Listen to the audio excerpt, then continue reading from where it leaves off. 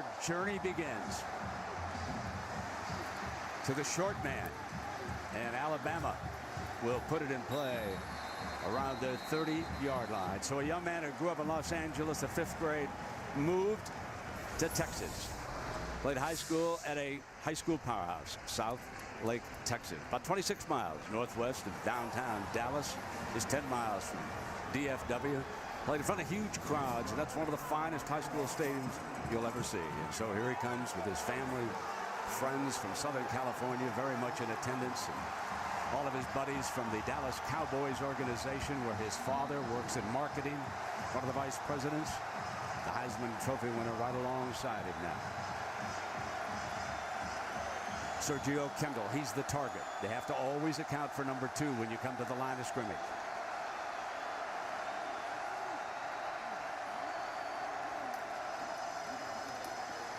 Ingram, stoned. And now our starting lineup for Alabama, presented by Taco Bell.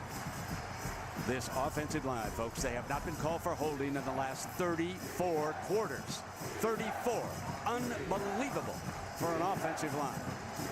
The skill guys, we've seen Ingram, Julio Jones, you'll meet him. Marquise Mays can get deep.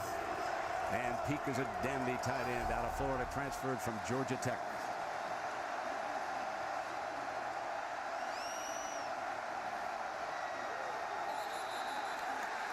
And movement.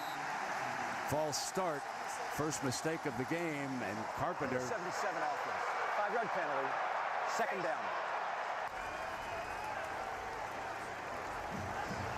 Brent, big thing to remember in this big a game. So much emotion out on this football field for these players dealing with this for the first time in their careers.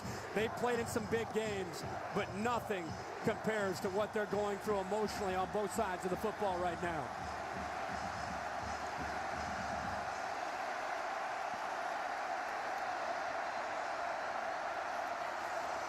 McElroy back to pass for the first time.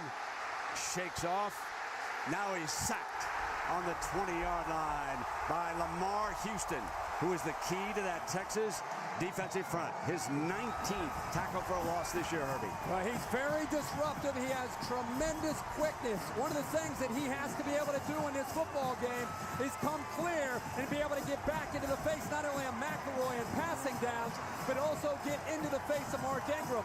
He's the key up front. A lot of talk about Sergio Kendall, but it's the senior Houston making a big play early for the Horns.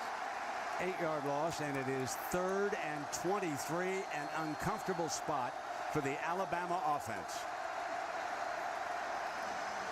Kendall was coming. They drop it in underneath, incomplete. So the strategy of taking the ball after winning the coin toss backfires on Coach Saban. This Texas defense has been hearing for the last 32 days that they're not physical enough to match up with the SEC.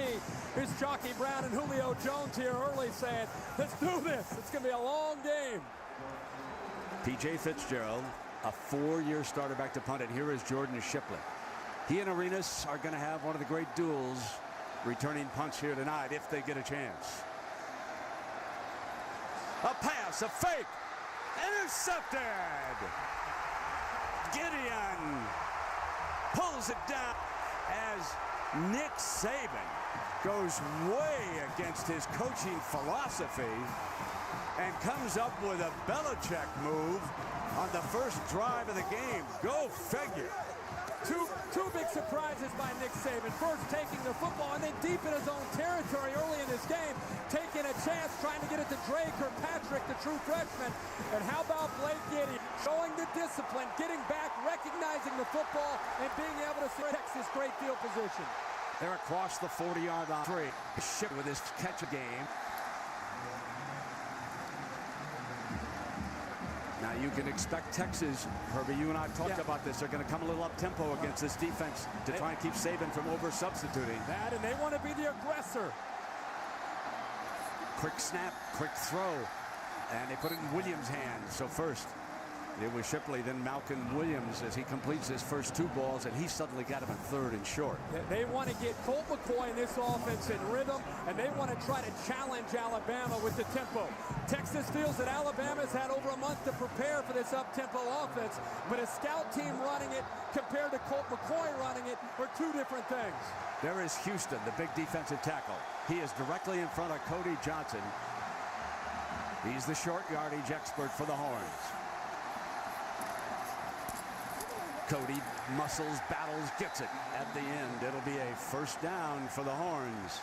Remember, this Texas offensive line has been hearing since the Nebraska game that they're the weak link, that they're lucky to be here despite their performance in the game against Oklahoma, Nebraska. They want to come out early in this game and establish a mentality that they're not going to back away from Nick Saban's SEC defense. And in a 3rd and short early in this game, they didn't get big yards, but they were able to create a little bit of pride within themselves by picking up that first down.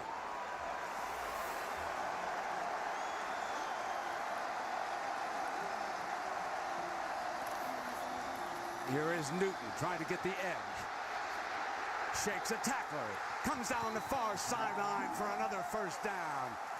Nate Newton's little boy, Trey. That's a 16-yard run. Brett, poor angle here by the safety, Justin Woodall, and I really think he underestimated the quickness and speed of Trey Newton on that play. Now the option look, and Colt McCoy bangs into an offensive lineman who was being pushed back by Dederick. Brandon Dederick was in there, and so too was Darius, number 57. Darius, big-time defensive player for the Tide. There he is. Yeah, big hit Marcel Darius in this football game against this kind of offense. Marcel Darius is the best Alabama defensive lineman as far as creating pressure. Colt is hurt. That means the untested freshman, that's Garrett Gilbert. He's right out of Austin.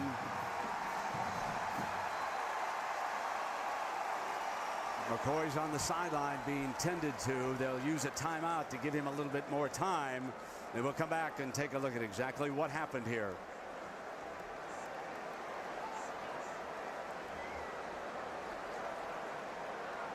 Didn't look all that serious, but we'll see. Looks of concern on that Texas sideline. Colt McCoy suffered a shoulder injury on that hit, and it means that the freshman, Garrett Gilbert, son of Gale, who played 8 seasons in the National Football League, he's out of Austin. He has a great upside, but he's very inexperienced. And they bring around the end around for a first and goal at the 1-yard line. That was Monroe, DJ Monroe, who was reinstated. And a great block here by Kyle Hicks, sealing the corner and allowing Monroe to get there with all of his speed to the edge. Now quickly, right straight ahead, there's a penalty flag. Hang on. Thrown from the side. It is a touchdown if it stands.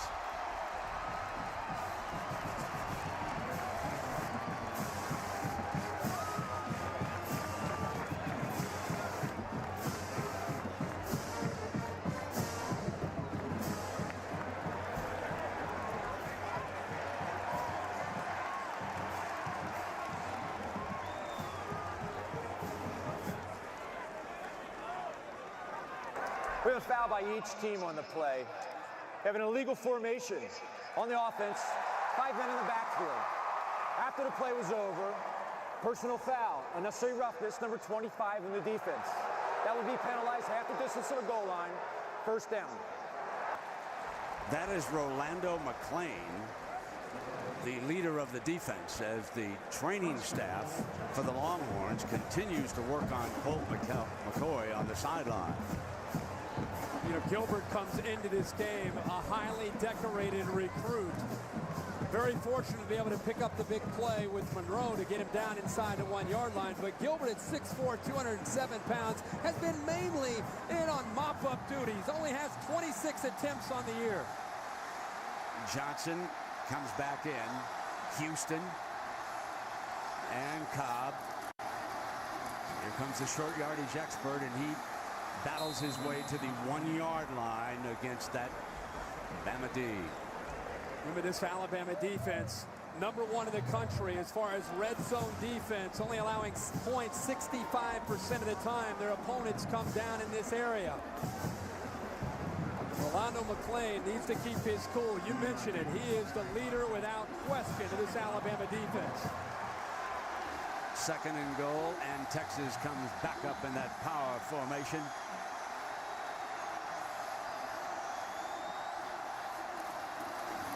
Johnson battling for the end zone, and Bama won't give it to him.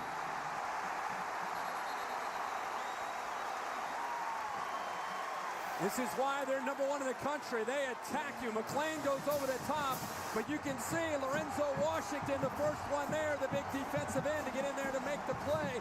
And 6 or 7 crimson jerseys helping out. And Mount Cody right there in the middle. Yep. You can't move him out of the way when you're trying to get into the end zone. So here we go again. There's big number 62, 360. We're going to throw with Gilbert, and he'll throw it away. 4th and goal, and now what does Mac Brown do? Field goal unit trots out onto the field. Your starting quarterback's been knocked out of the game. Saban congratulating the defense for the goal line stand. They may be taking McCoy back to that locker room for further treatment. So here is Hunter Lawrence, who was the hero of the Big 12 championship. Jordan Shipley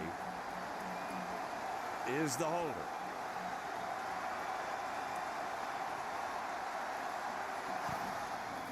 An 18-yard field goal puts Texas ahead after the turnover, as McCoy will walk back to the locker room. Now take a look at the hit. You'll see Darius come in right there on the right shoulder up high, and that appears to be where Colt suffered the injury. New field. Sod was brought in from Palm Springs. Field was scraped right after the Rose Bowl victory by Ohio State over Oregon. And a brand new playing surface down here for Texas and Alabama. Tucker.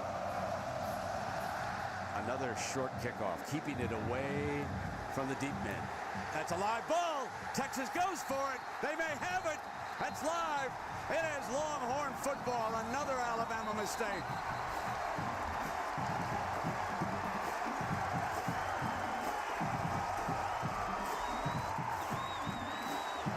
Brett, that's a lot of confusion here. And actually, Julio Jones, of course, should come up and make the catch.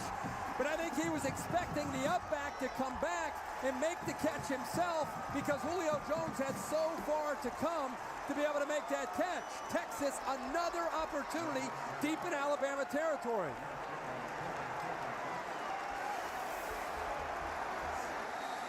Garrett Gilbert, if you just joined us, has replaced the injured Colt McCoy, who appeared to suffer some sort of a shoulder injury.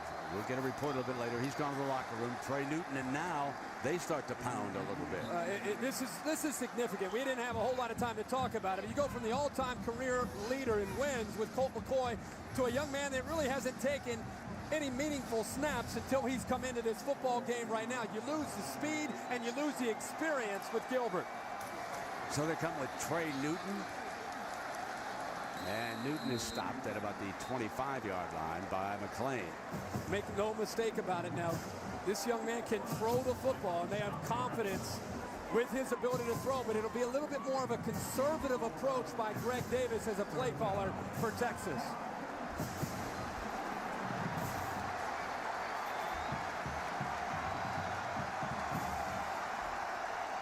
Buckner flexes off the line, and 3 wide for Gilbert. Now they empty the backfield. They're going to put it on 3rd and 5. They're going to let Gilbert throw it. It is dropped. Pass is dropped by Dan Buckner.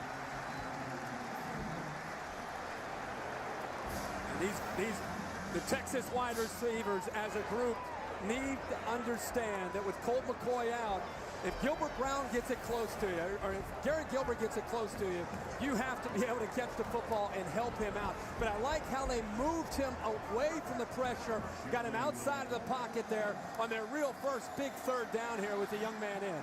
There's Hunter Lawrence. Remember now, Shipley's the holder. They have faked a couple. This is a 42-yarder. Hit a 46-yarder against Nebraska to win it. Now the 42-yarder. And Texas builds a 6-point advantage following 2 Crimson Tide mistakes. And if Mac doesn't get Colt McCoy back, they're going to kick it short again. Keep it away from Renas. And the up back. And they will have it at the 40-yard line. Herbie, take one more look at Darius coming in from behind here on Colt McCoy. And this is 300 pounds coming downhill in a hurry. And when he came in, I think McCoy thought initially he was going to be okay, and then, of course, he had to take himself out of the football game, and at this point, it's a wait-and-see approach for the Texas medical staff to see what the x-rays show. Now, back to Alabama. That interception following the fake punt, that ended a string of 309 snaps without a turnover, and then they turn it over a second time with the kickoff team. So it is first down and 10. That won't show as a turnover, but in effect it was a mental mistake. McElroy can't find a receiver, and he's sacked again. Sam Acho, there are 2, and this is number 81. Outstanding coverage here by the Texas defensive backs. Watch everybody who's manned up. Even you can see when you go to a nickel package, you have to have the ability to be able to stay with the receivers. And Aaron Williams, one of the top defensive backs in the Big 12, is right there with Marquise Mays. And much like we saw with Colt McCoy against Nebraska, Greg McElroy had nowhere to go with the football. He just had to eat it.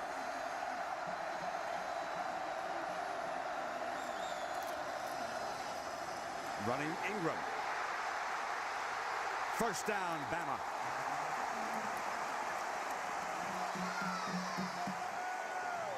Let's take a look at this. A big run by Mark Ingram. You can see this from the DirecTV Ultimate Picture Cam. He gets to the corner, is able to pick up some good blocks in up front there.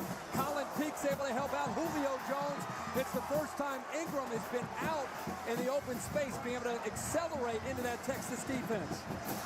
Trent Richardson comes into the game, the freshman, but they split him out wide to the right.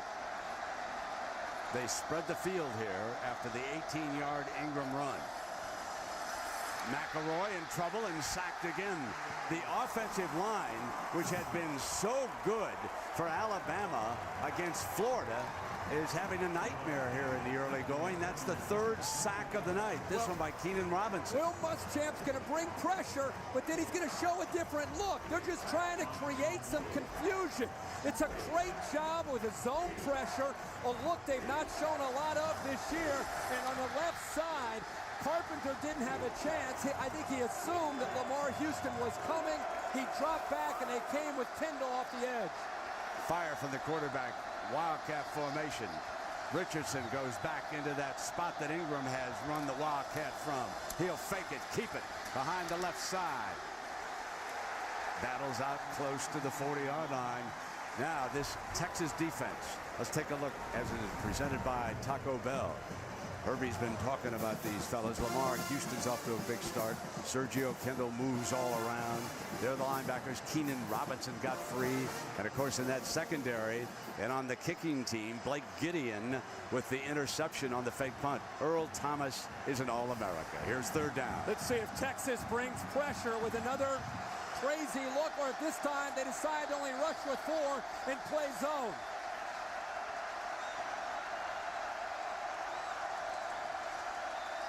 Upchurch is a terrific receiver. Stays in the block. Now he slides out. McElroy can't get him in time. And Alabama is forced to punt. Sam Acho.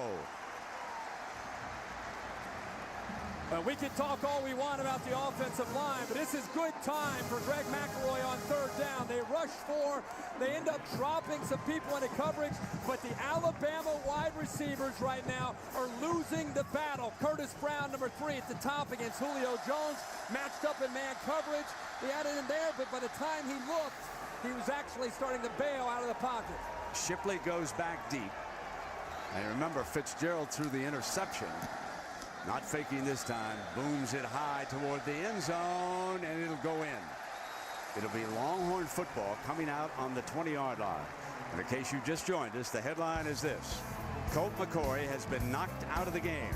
Freshman Garrett Gilbert is now the Horns quarterback. They lead it by 6. Welcome back to Pasadena in the BCS National Championship game. Texas quarterback Colt McCoy is still back in the locker room area right now. He is being x-rayed. One of the Texas trainers just came out and told me that they are x-raying his right shoulder. Again, he is still back in the x-ray room, and the status about whether or not he will return to this game is uncertain. Guys, back to you. Thank you, Lisa.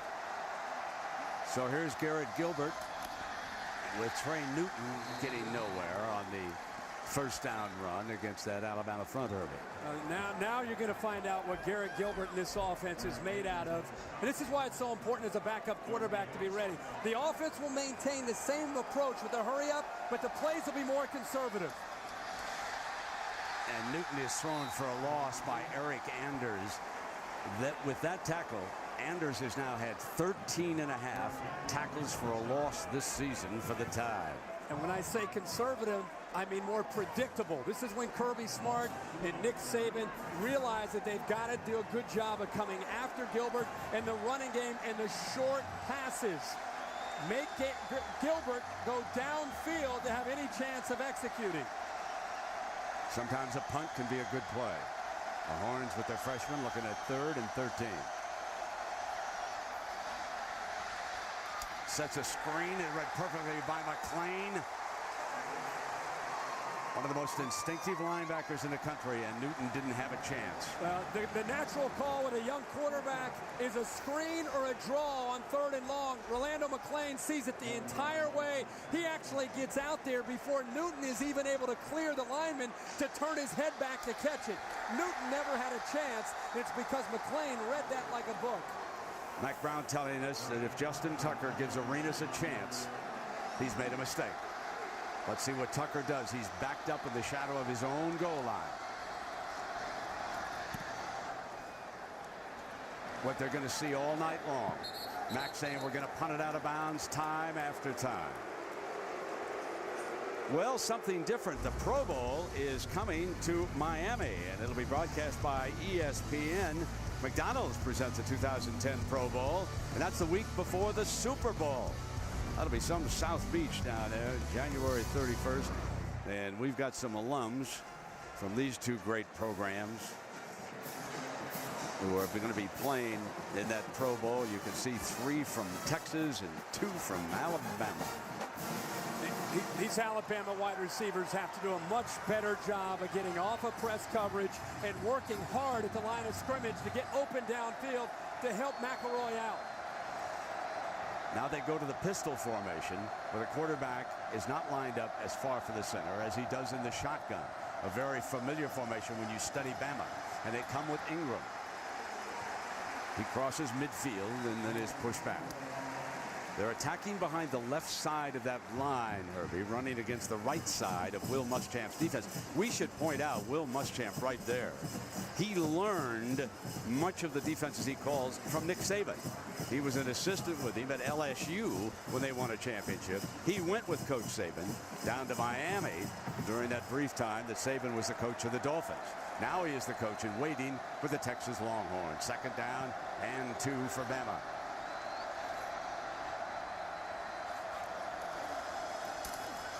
Power run, got the first down. First man can't bring him down. Yards after contact continue to add up for the Heisman Trophy winner. Well, the big question coming into this game was how would the #1 ranked rushing defense in Texas stack up physically to Mark Ingram and his Alabama attack? And up to this point, they've done pretty well. But right now, Ingram may be getting into a little bit of a rhythm, and the offensive line opening up some seams. Texas doing a pretty good job of getting upfield to try to slow down Mark Ingram. If you can make him bounce it to the outside, it really takes away his strength. Upchurch checks in.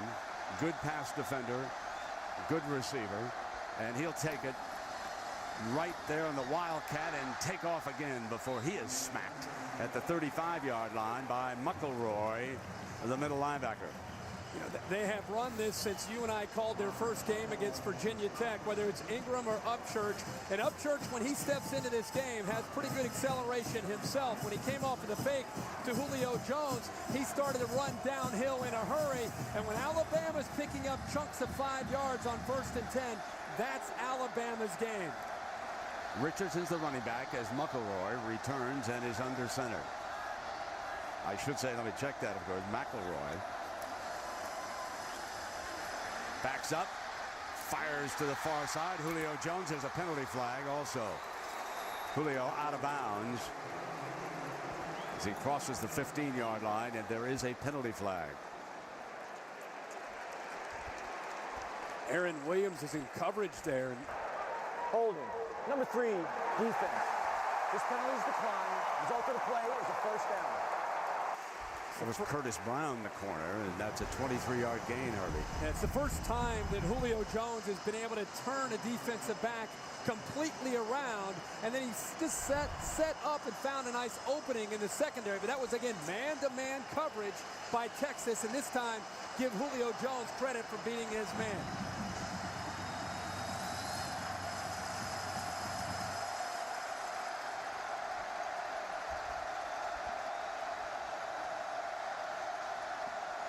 Ingram back in. Gets the carry, crosses the 10, powers ahead for another first down. It'll be a 1st and goal. Well, this is the kind of game that Mark Ingram loves. Look at his vision. Look how he's looking upfield and reading the blocks on the linebackers. Roderick McElroy, the middle linebacker from Texas, has to do a better job of stepping up and filling the gap. That time he sat back, tried to read it, and he didn't have anywhere to go. And next thing you know, Mark Ingram went right by him. That is the end of the first quarter. And when we come back, Alabama. So the Crimson Tide threatening here with a 2nd and 1. They can actually pick up a first down without scoring a touchdown. And there's Mount Cody, the lead blocker for Mr. Ingram, who has 44 yards already. Now looking over the top for the first down. It'll be 1st and goal for the Tide. Anytime the big fella comes in, you're on the defensive side, you better be ready for a big body. It reminds me so much of William Perry. Oh, yeah. The refrigerator for the Chicago Bears. Every time I see him come out onto the field. There is Shonda Ingram, and that is Mark's mom. Many of you have read the story of his father, Mark Sr. He's in prison, convicted on bank fraud and money laundering charges. They stay very, very close. It was a tremendous Heisman Trophy ceremony. Mark was very emotional. Talked about his father as he dashes into the touchdown and gets one for Dad.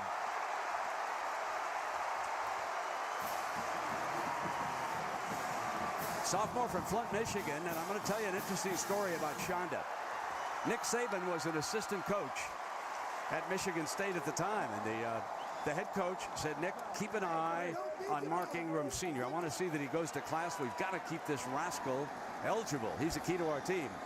Well, Nick didn't know what to do, so he went to his girlfriend, who was then not married to Mark, Shonda, and between the two of them, they kept an eye on Mark Sr.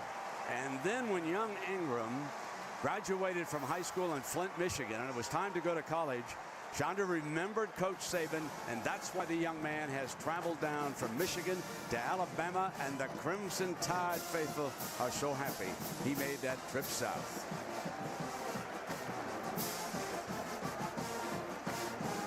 Two carloads of fans drive down from Flint, Michigan, Herbie, to every Alabama game. Haven't missed one.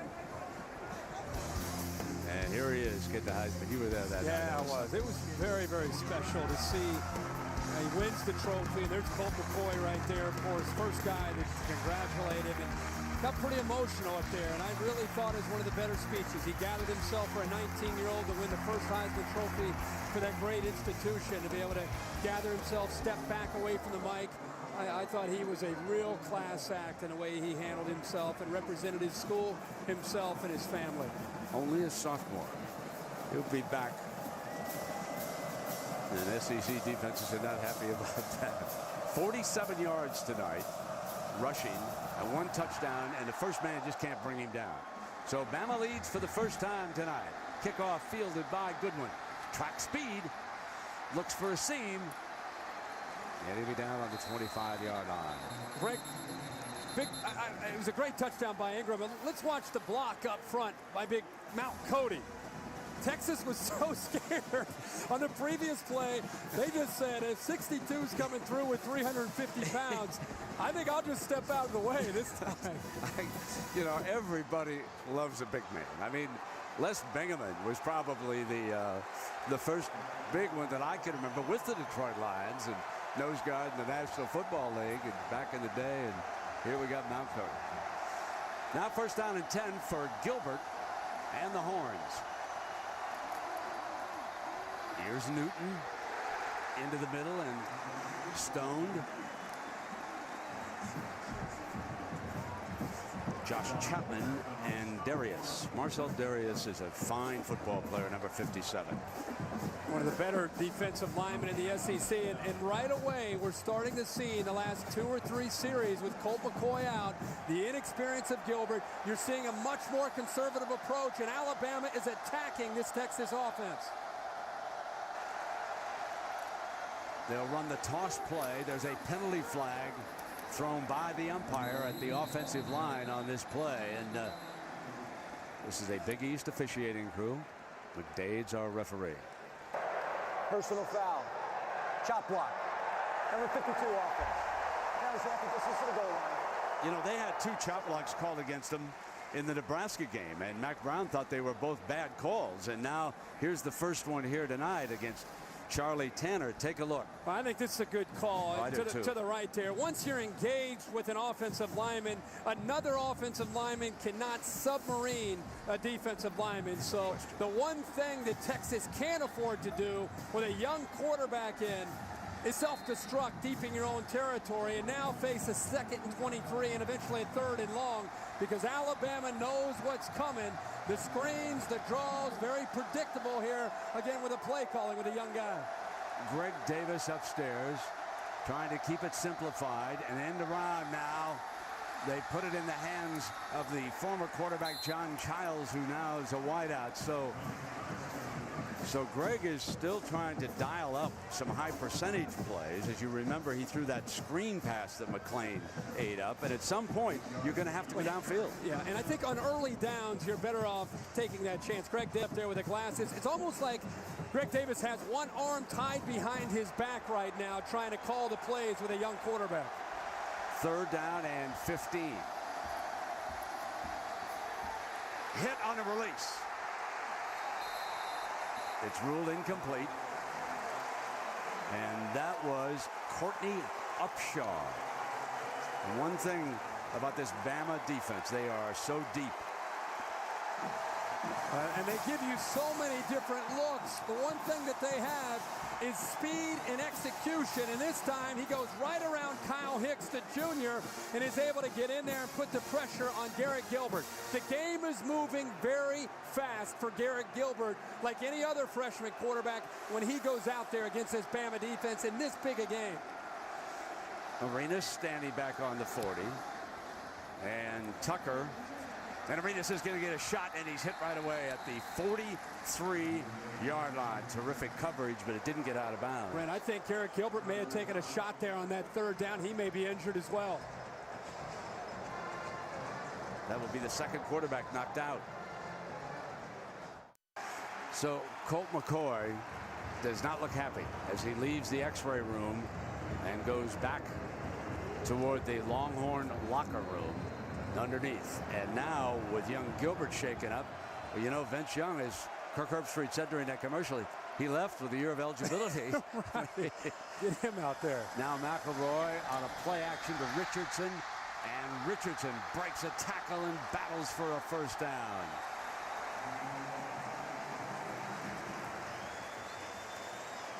So on their first series after the interception, Darius from behind suffered a right shoulder injury. Now hit by Courtney Upshaw, and Gilbert is receiving attention over on the sideline, but he appears to be okay.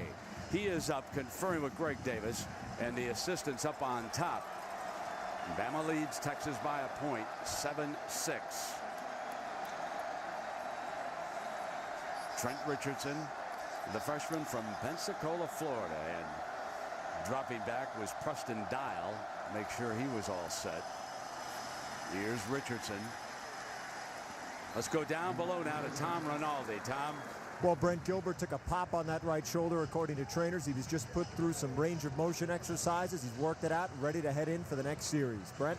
All right, thank you, Tom. Brent, I don't know if you're noticing this, but since the injury to Colt McCoy, I think it's affected not only Gilbert in the offense, but also the defense. They've lost a little bit of their stinger, their confidence. They seem to be playing a little bit cautious right now.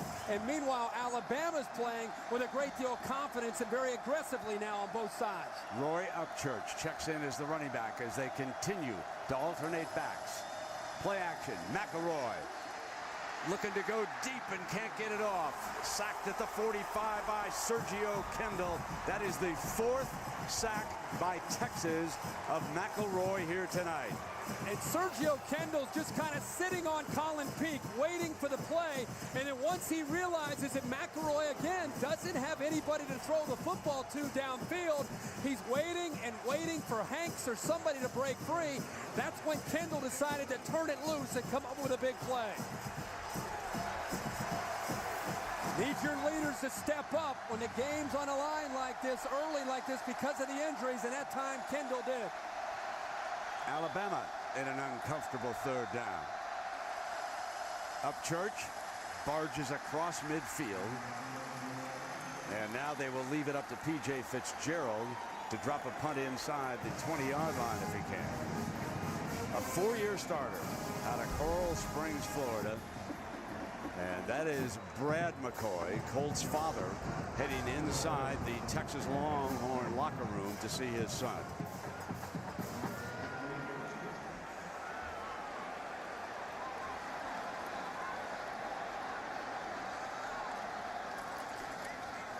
Jordan Shipley. He'll signal for the fair catch right near the 15-yard line. A 1-point national championship game, 2nd quarter, Pasadena.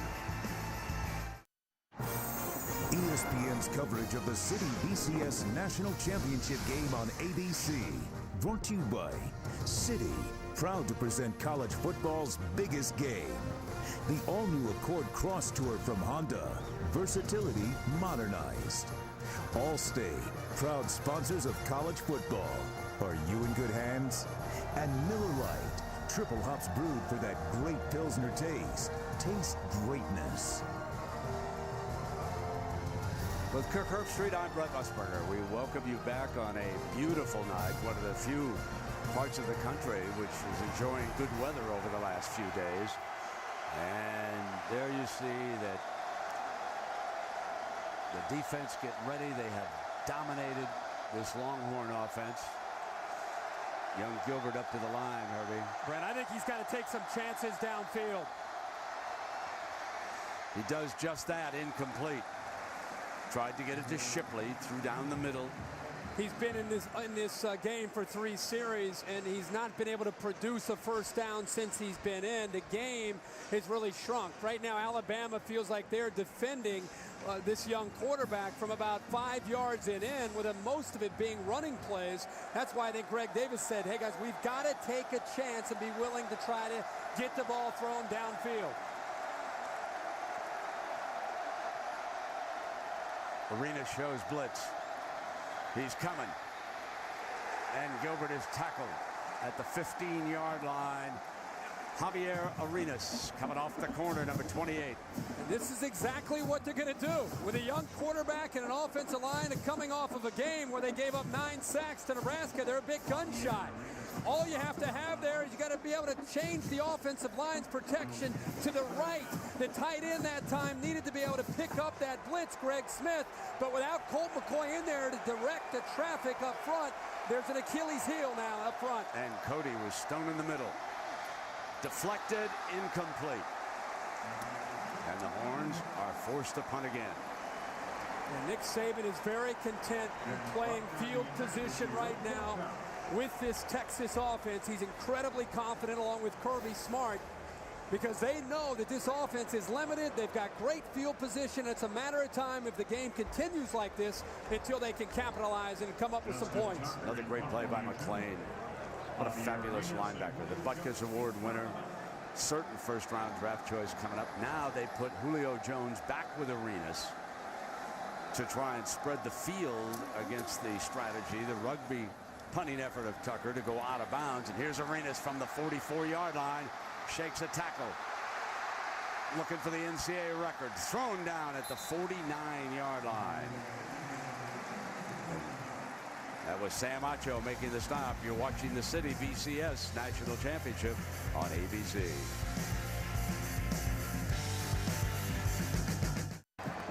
Well, here's our view from our DirecTV Ultimate Picture Cam on this beautiful night here in Pasadena, California.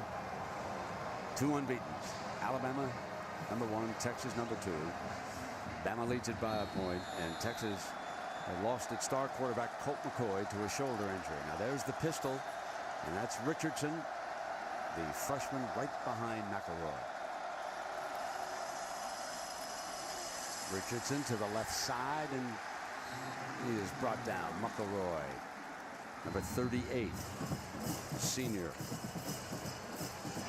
Really nice job there by McElroy. He is so important to the Longhorns' effort to slow down not only Richardson, but obviously Mark Ingram. And it's all about seeing it, trusting it, and then attacking downhill. Coaches say that his greatest strength with the experience are his instincts. And you could see it right there.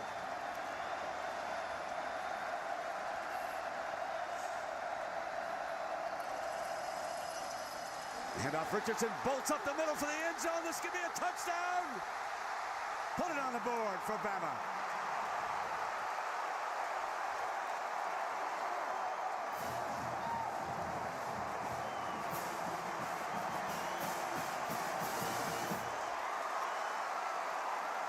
A 49-yard burst by the talented freshman from Pensacola.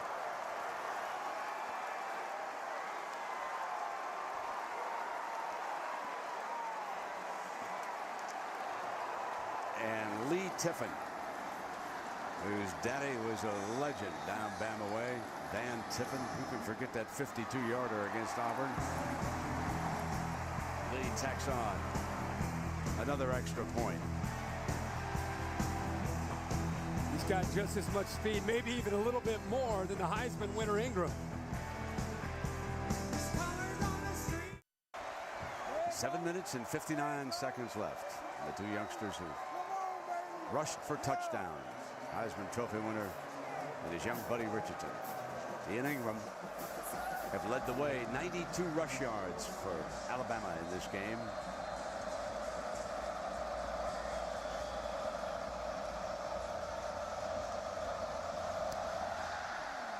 Now the short kickoff from Bama. Get it to the 40-yard line. Brett, one of the risks you take with movement with this defensive line is opening up creases. Watch the block by the left guard here, Mike Johnson. James Carpenter, 77, comes off of his block and picks up Keenan Robinson. And with a poor angle by Blake Gideon, there's nobody left right there. So even when Ingram steps down, the true freshman Trent Richardson has been doing it all year for the Crimson Tide. Fozzie Whitaker has checked in. Sprinting around end is Monroe to the outside. Monroe across the 35-yard line. And that's the second time tonight that they have brought D.J. Monroe off the edge, this time for 28 yards. And watch Fozzie Whitaker lead the way. Brent, 28 with a great block right there. Just enough of catching Mark Barron to be able to spring him loose. And when Monroe turns it on, it's tough to catch him. This could be a spark for the Horns here, who need something to happen. And they run with Whitaker. So Fozzie Whitaker handling the ball for the first time. Keep in mind that this young man, number 28, can also throw an option pass. And now they put Gilbert up under center. They fake. Going to go toward the end zone. Incomplete. Malcolm Williams, the intended target, and off the play action, they had him. Great sequence of plays here by Texas. They had Alabama on their heels. They had the opportunity. The ball is thrown where it needs to be. It would have been a tough catch, but Malcolm Williams at 6'3" has to go up there and help the true freshman out and make the catch. Greg Davis thought he had it. Trey Newton comes in from the Longhorn sideline. He's the running back on 3rd and 5. Gilbert under pressure and intercepted. Picked off by Arenas. Arenas kills the drive with the Alabama interception. Once you throw into the middle of this Alabama defense on 3rd down, they got away with a hold, Darryl McClain. You know that you're taking a major risk. Arenas, one of the better cover men in college football, is there perfectly. And actually, I think Jackson may have had a chance there too. So with a young quarterback, you've got to get him out on the edge and away from the middle of that defense. Gilbert has no chance against Saban's defenses. No. You're absolutely right. Yeah. When you're a young guy, just get him on the edge, making simple reads. He can't be reading the middle of this Alabama defense, especially on 3rd down. Ingram back in.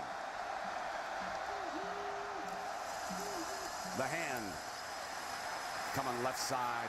Look at the power that he demonstrates. You have to be so impressed as you watch Mark Ingram, how infrequently the first tackler can bring him down, Herbie. I mean, if you make contact on him and forget about it. Yeah, you better get low and you better wrap up. But for you and I to see here and call Alabama's last game, going back to early September when they played Virginia Tech, the big question was McElroy and the left side of the offensive line with James Carpenter coming in, replacing the Outland winner Andre Smith, Mike Johnson, the glue in the center, Vlahos. What a great season, and that was a great play there by the left side. Ingram again. 9 more yards. Take a look at yards after contact by number 22. It's unbelievable. He came into tonight with over 1,000 yards, as you talked about, Brent, and there's just on one play, 2 different times Texas defenders are trying to use just arm tackles. Here's McElroy, one of the more physical tacklers on this defense, and he runs right through him and Earl Thomas. And if Julio Jones' left leg didn't get there, then Ingram goes into the end zone. 2nd down and 1.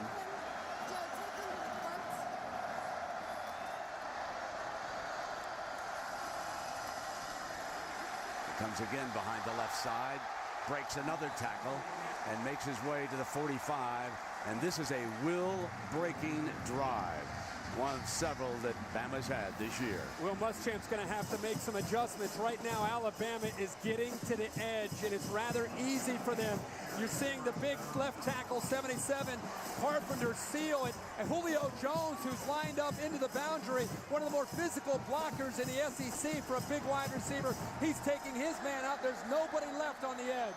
Trent Richardson's back on the field. An abundance of riches for Jim McElwain, who is upstairs calling the Bama plays.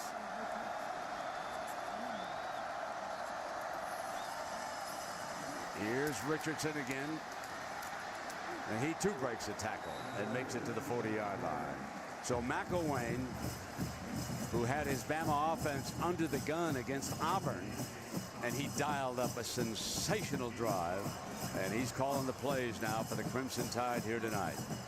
Well, we're beginning to get our answer about Texas being the #1 ranked rushing defense in college football. A lot of people felt, is that because of a result of playing in a Big 12 where it's more finesse and a little bit more of the spread? Or is that a result of him actually being physical and being dominant? Early, we're saying it's favoring Alabama. 2nd down and 5. McElroy going to go deep down that far sideline. Double coverage out of bounds. Gideon had come over the top to help Williams against Mays that time. So Marquise Mays, the intended target. Well, the Texas defense is holding up very well on the perimeter in pass coverage. I mean, Aaron Williams is doing a good job. Curtis Brown, Shockey Brown, Gideon, Earl Thomas. They're making it McElroy, but where they've got to get better is as a group, gang tackling and becoming more physical against this running game. On 3rd down, the Texas defense has stopped Bama. They're 0 for 3, and here they are again now. This a little more manageable number. Need only 5. The handoff to Richardson. He did not get it.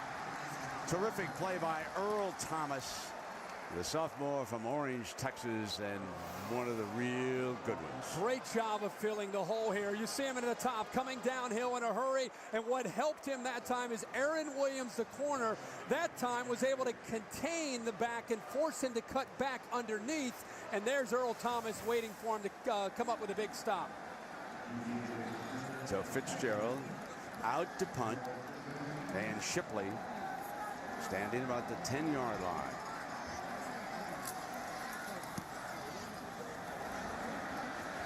Bluffs the fair catch, but Bama's going to cover it inside the 5. Tough spot for Garrett Gilbert, and we want to remind you that on ABC next Thursday, 2 of television's biggest shows reunite, and the sparks will fly. An all-new Grey's Anatomy, then private practice crossover event next Thursday starting at 9, 8 Central on ABC. 3:50 to go here in the first half. The major headline is that quarterback Colt McCoy was knocked out, injured shoulder, first series of the game, has not come back. They're still evaluating. His father's inside the locker room. Now Garrett Gilbert, the freshman, backed up against his own end zone, keeps it and sneaks out to the 4. We go down below to Lisa Salters. Well, Brent, Colt McCoy will not be back for the rest of this half. We're being told by the training staff that they're going to reevaluate him more at halftime. Right now he's back there getting treatment, and they're continuing to examine him. Guys. 3:29 left in the half. Second down and 8.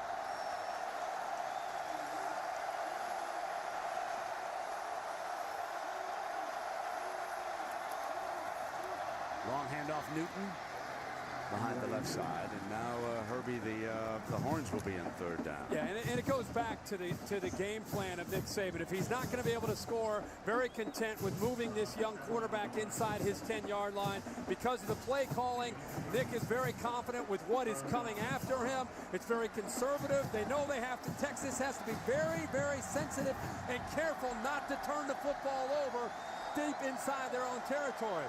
14-6 is one thing. 21-6 is something else entirely. Third down and 6. They put Gilbert back in the gun. Pump fake. Got a wide open receiver, incomplete. He had Shipley. Alabama does not think that Texas is willing to throw it downfield, and that's why they have to be willing to take some chances.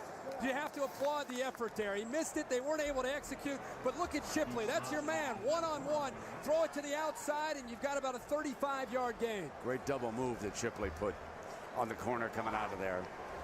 Johnson was the corner for Bama, and now Tucker's back in the end zone. There's 2:30. There's time now here for Alabama. Jones and Arenas are going to have good field position.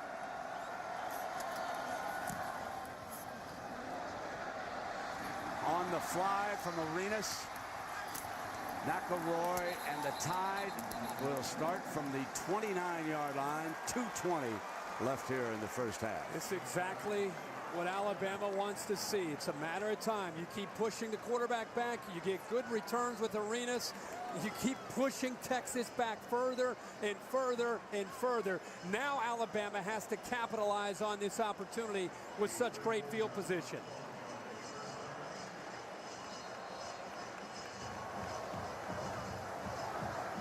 Ingram will be the running back. Hanks, Mays, and Jones are the wideouts. Peaks your tight end.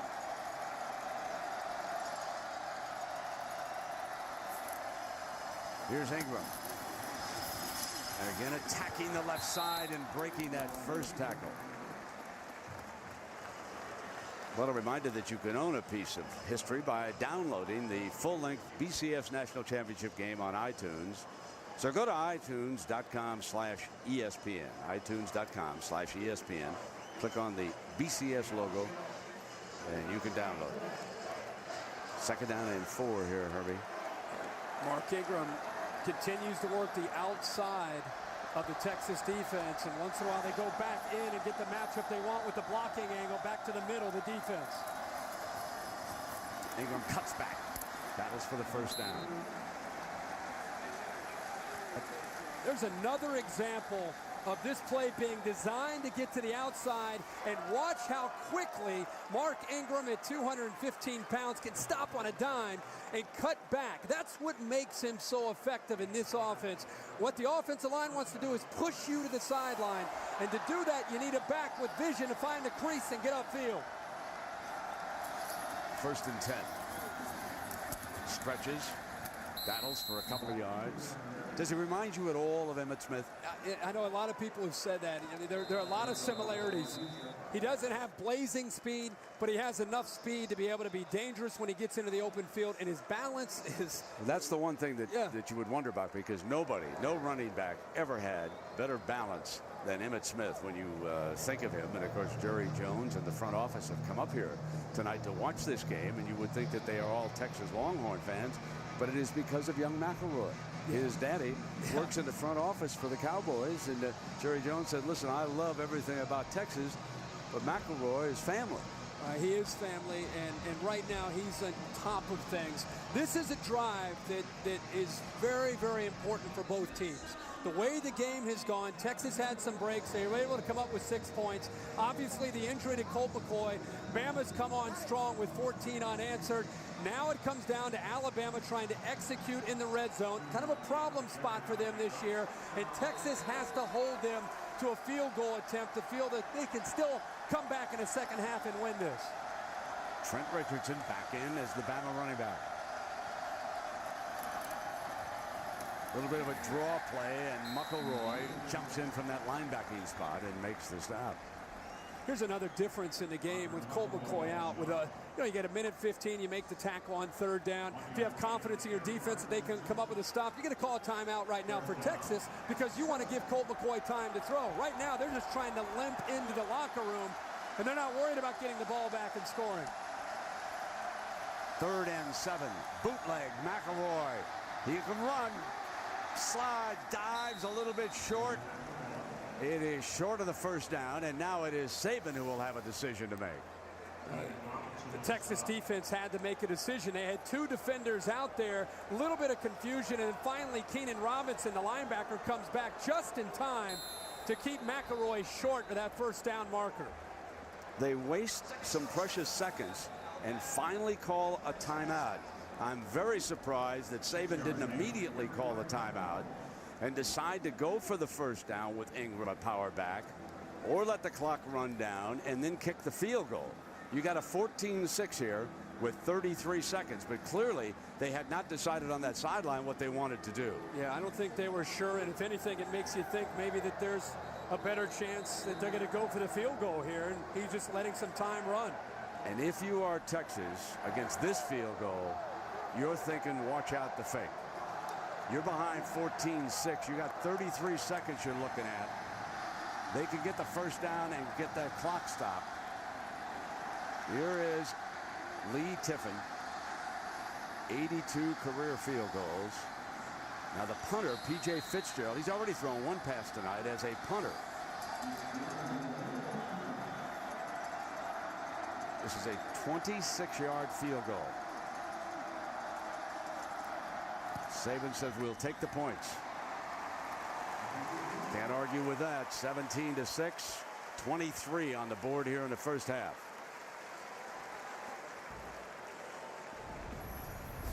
Well, a reminder now that you can log on to all of those special sites: Boston, Dallas, Los Angeles, Chicago, ESPNLosAngeles.com. You got the latest in Kobe Bryant and what's going on with the Los Angeles Lakers. And here tonight, of course, tomorrow down in Dallas, everybody will be dialing in to see what's going on as we look at this beautiful scene. And Herbie, it is 10 o'clock back in the East, and for some of those people who've arrived home, especially out here in the Pacific just a short time ago, major headline is that Colt McCoy was knocked out of this game on the first drive. Texas kicks a couple of field goals, but Bama has 17 unanswered. Yeah, and right now Texas is obviously on a slide at 17-6, giving 17 straight points up. It's going to be interesting. Mac Brown gets in there at halftime to talk with Greg Davis, his offensive coordinator. First and foremost, what's the status? Do I have my quarterback back, or am I going to have to continue to play with a true freshman? Tough deal. They're going to have to take some chances if they want to come back and have a chance of winning this game in the second half, throwing the football downfield and believe in a young man. Tiffin with the ball on the tee. From the 5-yard line, here comes Goodwin to the 27-yard line. So this was the first series after the Bama turnover, and McCoy is hit. Darius injured shoulder. He has gone out. A couple of things to keep in mind. This young man has an NFL future. His father has gone inside the locker room. I'm sure that he is talking with the medical people. They'll do what is best for Colt McCoy in this situation. Now, young Garrett Gilbert, who is the future quarterback for the Longhorns and who has struggled here, brings them out. There is Trey Newton on the first down handoff. Strong run for 9 yards. Texas looks like they're going to call a timeout there on the sideline. Interesting. You know, you think that they're going to try to run the football and maybe just be content just to try to get out of here without turning the ball over potentially again to this Alabama defense. But they run the football, pick up 9 yards, and now maybe with such a great kicker in Hunter Lawrence, maybe they're thinking, you know, let's take a shot downfield and see if we can come up with a catch and pass interference and maybe get into field goal range. When you think about the Texas receivers, both Williams and Buckner had shots here in the first half that they probably should have held on to. Yes. One of which by Williams would have been a touchdown. Would have been a huge. It would have been a huge play.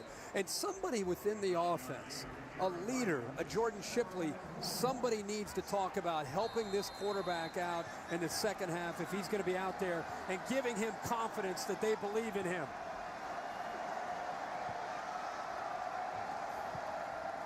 Here's Gilbert, that inside shuttle pass. Incomplete, or is it a fumble? Picked up by Darius. Darius in the air. Darius going for the end zone. That could be a touchdown. If he's got it in the air, that's an interception and a touchdown. That was a shuttle pass, remember. And the way they're celebrating, you think in all the world that Marcel Darius, who knocked Colt McCoy out of the game, now the officials are going to huddle. Obviously, instant replay. We'll take a look at the replays upstairs and make sure. But if he caught it in the air without it hitting the ground, interception, touchdown, Alabama. The result of the play is an interception and a touchdown. After the play, unsportsmanlike conduct, number 57 on the scoring team. The 15-yard penalty will be enforced with the kickoff. Well, that play happened so fast. The shovel pass. I really thought that with the juggling that the ball may have hit the ground, but it did not. And that's exactly what Texas did not want to do. They wanted to get to the halftime, 17-6. They're the ones who called the timeout. Tiffin on the field, a buzz in the crowd. The dagger may have come out early. Tiffin tacks on another.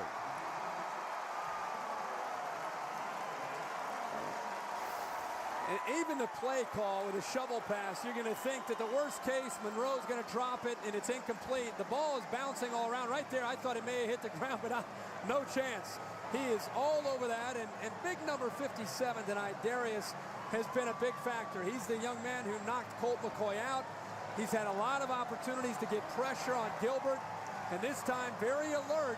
Keep in mind, he's 300 pounds. What an athlete. It's exactly what Nick Saban needed. That's what he's been waiting for.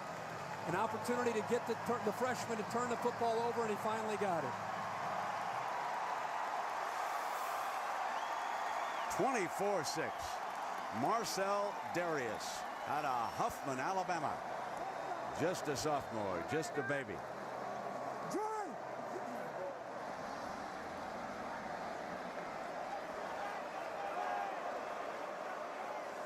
Trying to pick up his spirits over there on the on the Texas sideline, trying to get him to hang in. No one knows for sure whether or not Colt McCoy will be able to come back in the second half. We'll have to wait and see. X-ray of that injured shoulder. Father in the locker room.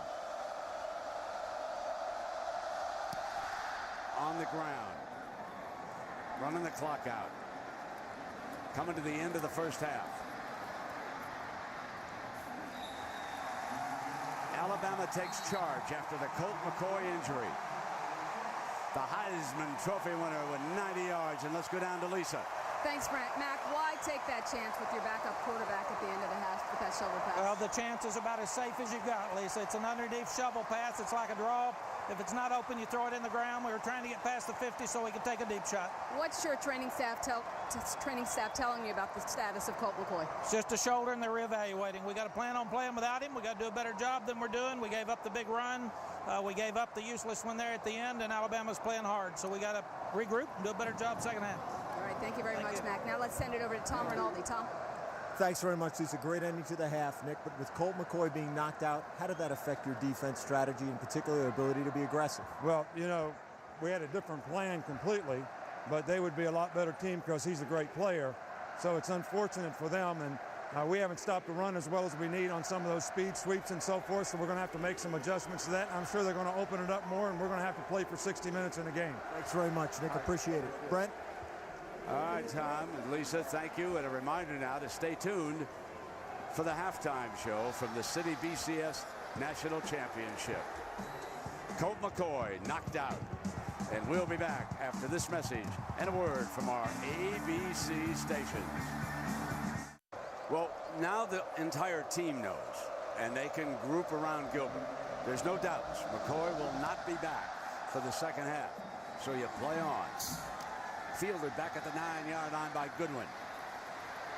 And Goodwin is cut off. Got over to the 25-yard line. And he is one of those game-breaking speedsters who, if they can find the right play for Goodwin, they can help themselves a lot. I think it's important for you and I and everybody watching to cut this kid some slack. He is a true freshman. He's very limited on how much experience he has. He's being asked to do next to the impossible and coming into a national championship, no matter how much talent he has. The game is moving fast for this young man. Let's watch to see how Greg Davis makes adjustments to help him here in the second half. Got good genes. Daddy played 8 years in the NFL. Here comes Newton on first down. 9 yards on that first down run. And you and I were talking towards the end of the first half. It's important for the leadership, the seniors that are around him, Ulatowski, Charlie Tanner, Chris Hall. These are all offensive linemen. You've got a great receiver in Jordan Chipley who's been around. These guys have to talk to him and let him feel that they believe he can lead them back in this game. Here's Newton again, and hit by McClain. McClain is so savvy. One of the most intelligent linebackers in the country this year. He spends hour after hour watching tape of opponents. Watch him here. I'm so glad you used the word intelligent, because he's really an extension of Nick Saban and Kirby Smart. He's like having a defensive coordinator out there as a 3-year starter, 6'4", 258 pounds, moving around out there and making plays like he's about 220. Going to be a Sunday dandy, number 25. Third down and 2. And young Gilbert back with his first pass of this half and fires it for a first down. And that's to Shipley. Great. So there is a first down pass, and that'll pick up the young man's confidence. And there's a great call. They're going to go with a hurry up here. This is usually where they might try to take a shot downfield here. Garrett Gilbert, young man from Austin, has a tremendous upside. Incomplete, and he was under enormous pressure that time, Harvey.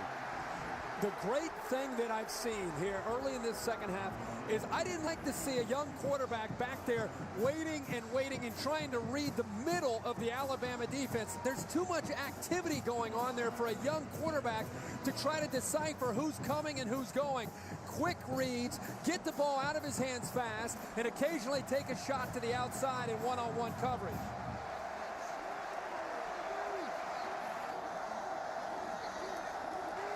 Second down and 10. Fires, and Williams goes down for it, and that's a completion. Wave it off. I thought for a moment, but there is a penalty flag. And this could be a... Looked like Williams might come up with that, but the ball obviously hits the surface. And here's Kareem Jackson again. Pretty good coverage from the big sophomore wide receiver. So it looks like Chris Hall with a leg whip here. That's why they're marching it off against Mack Brown's Longhorns.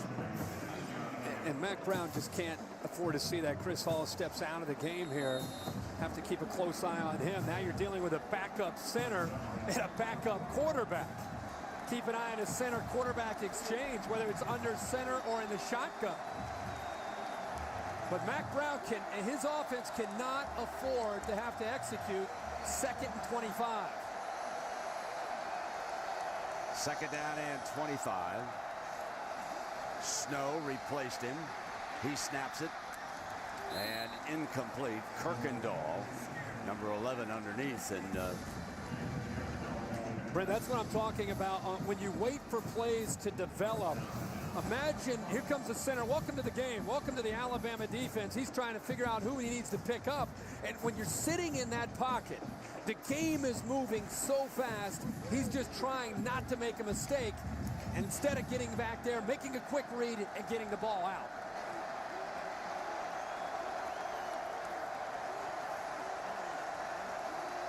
Third and 25. The flare on the outside to Goodwin with that speed. Picked up a 1st down. So there is the young speedster from Garland, Texas. Marquise Goodwin for 37 yards. And every time Marquise Goodwin gets his hands on the football, you know that this is a possibility. Everybody in the stadium knew that a tunnel screen was coming on 3rd and long, but they're able to hit it. Coming right back up. Great block, Herbie, by Williams that time, too. 1st down and 10. Newton trips. It'll be 2nd down. They give up a good yard on this play. You can see Newton kind of looking up at the quarterback Gilbert, and that's just a little thing there where you've got a backup quarterback. He's a little bit, maybe a little bit in front of where Colt McCoy might be. The rhythm of the handoff there, a little bit out of sync, and Gilbert ends up knocking down Trey Newton on that 1st down play.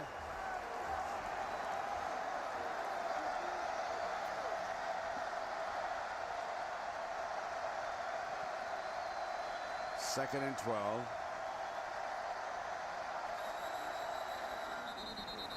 And that was a false start. Illegal motion on the horns. False start. Number 74, offense. 5-yard penalty. 2nd down.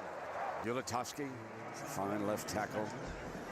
Rhythm of the game changes completely. Different cadence. Yep. Different centers. I mean, the whole thing starts to back up on you. You and I love Rolando McClain. How about him? He is in total command. Nick Saban and Kirby Smart are yelling to him from the sideline, and within a second, he can make the adjustment to get the defense ready to go.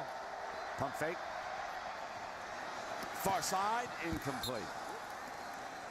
Took a shot downfield. That good one. There is Kirby Smart, the defensive coordinator, and he is going to be in the next few days interviewing for the head coaching job at Texas Tech. Now, the Texas Tech president is here tonight watching this game. He happens to be an Alabama graduate.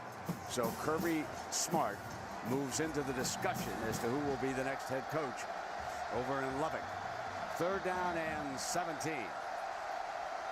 Alabama will bring pressure here with an empty backfield. Deflected, incomplete.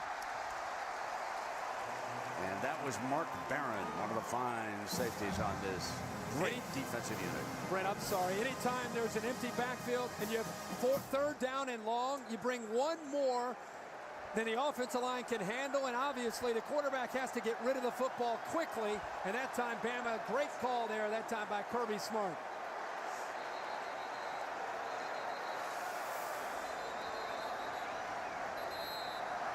So security will be called to remove an idiot, and then we will continue here in the Rose Bowl. 24-6, and so discouraging, Herbie, for the Longhorns to lose Colt McCoy in the fashion they did right after. I mean, they had a turnover on a fake punt. They were going in. Great opportunity. Had all the momentum in the world they could ever hope for. The other thing that happens here is now to start the second half, they pick up a few first downs, looking like they might have a chance to get some points, get themselves to believe. And then the Alabama defense puts the clamps down. And Texas assisted there with some costly mental errors and mistakes as well. So this is Gold, who has come on to punt this time for Texas. Into the end zone. It'll come out under the 20-yard line. The Tide rolling. They lead it 24-6 here in the third. ESPN's coverage of the City BCS National Championship game on ABC. Brought to you by City, proud to present college football's biggest game. Taco Bell, think outside the bun. Nissan Maxima, proud partner of the Heisman Trophy. And G2, half the calories, all the G. Well, Kirk, we were in commercial. You had such a about Colt McCoy there on the sideline, trying to urge his team on and talking to the young quarterback before he came out. He was urging everybody on, and he really was trying to encourage Gilbert to try to give him some confidence. Some of the things we had talked about earlier. On first down, Gilbert brought down by Anders.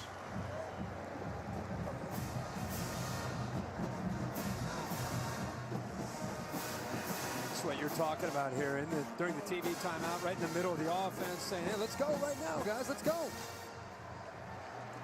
These guys they need a reason to believe that they can get back and be competitive. Picked up 5 on that run, and now off the read option throws. Williams puts it down incomplete. Line judge ruled it incomplete. Second time that Malcolm Williams has had the football in his hands, only to not come up with a catch. Arenas appeared to be just a little shaken up there, didn't he? Yes. Looks like he's going to try to get through it. Coaches say pound for pound, the strongest player on this Alabama defense. Well, that almost looked like a fumble, didn't it? Third down and 5.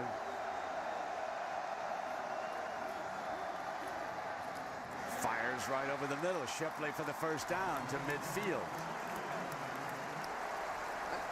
There he's in rhythm. There he gets back, and he makes a throw, and of course he gets a little bit of a rub there to open it up for Shipley underneath against man-to-man. But that time, Gilbert got back, took one hitch, and got rid of the football. That's what he's got to do.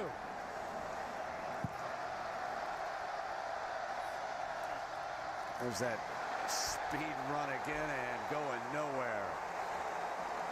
DJ Monroe is hit by Lorenzo Washington.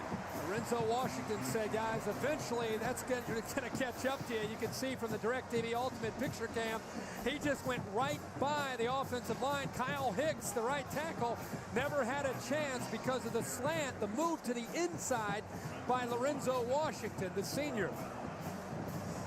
Yeah, Kyle Hicks couldn't deal with him on that play. And it is second down and 15.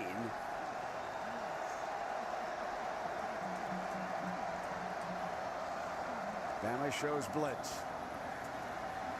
Middle fires incomplete. And Shipley coming across.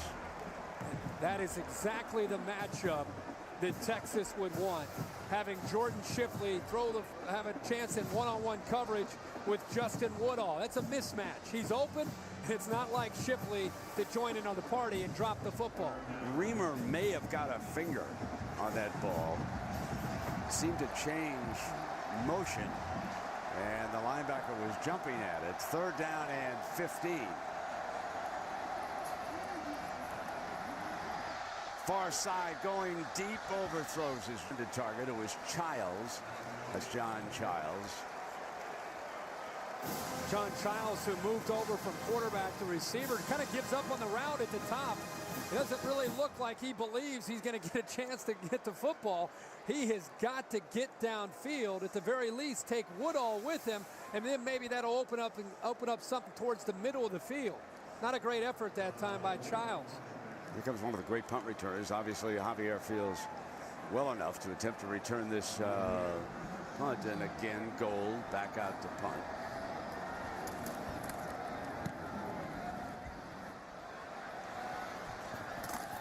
Javier Fair catches it at the 18-yard line. So the Texas D holding him in here in the second half. Now we'll see what can happen. We welcome you back to the City BCS National Championship game. Beautiful night in Southern California. Sellout crowd here. The Rose Bowl in Pasadena. Alabama looking for its first national championship since 1992 under Gene Stallings. They lead it here. Ingram. So we talk about young McElroy, and let's go back and review his history a little bit. Born right here in Los Angeles, became a huge Los Angeles Dodger fan. Then he moved to South Lake, Texas, about the 5th grade. He was a reserve quarterback behind Chase Daniel at Carroll High School. And then as a senior, lo and behold, they went unbeaten.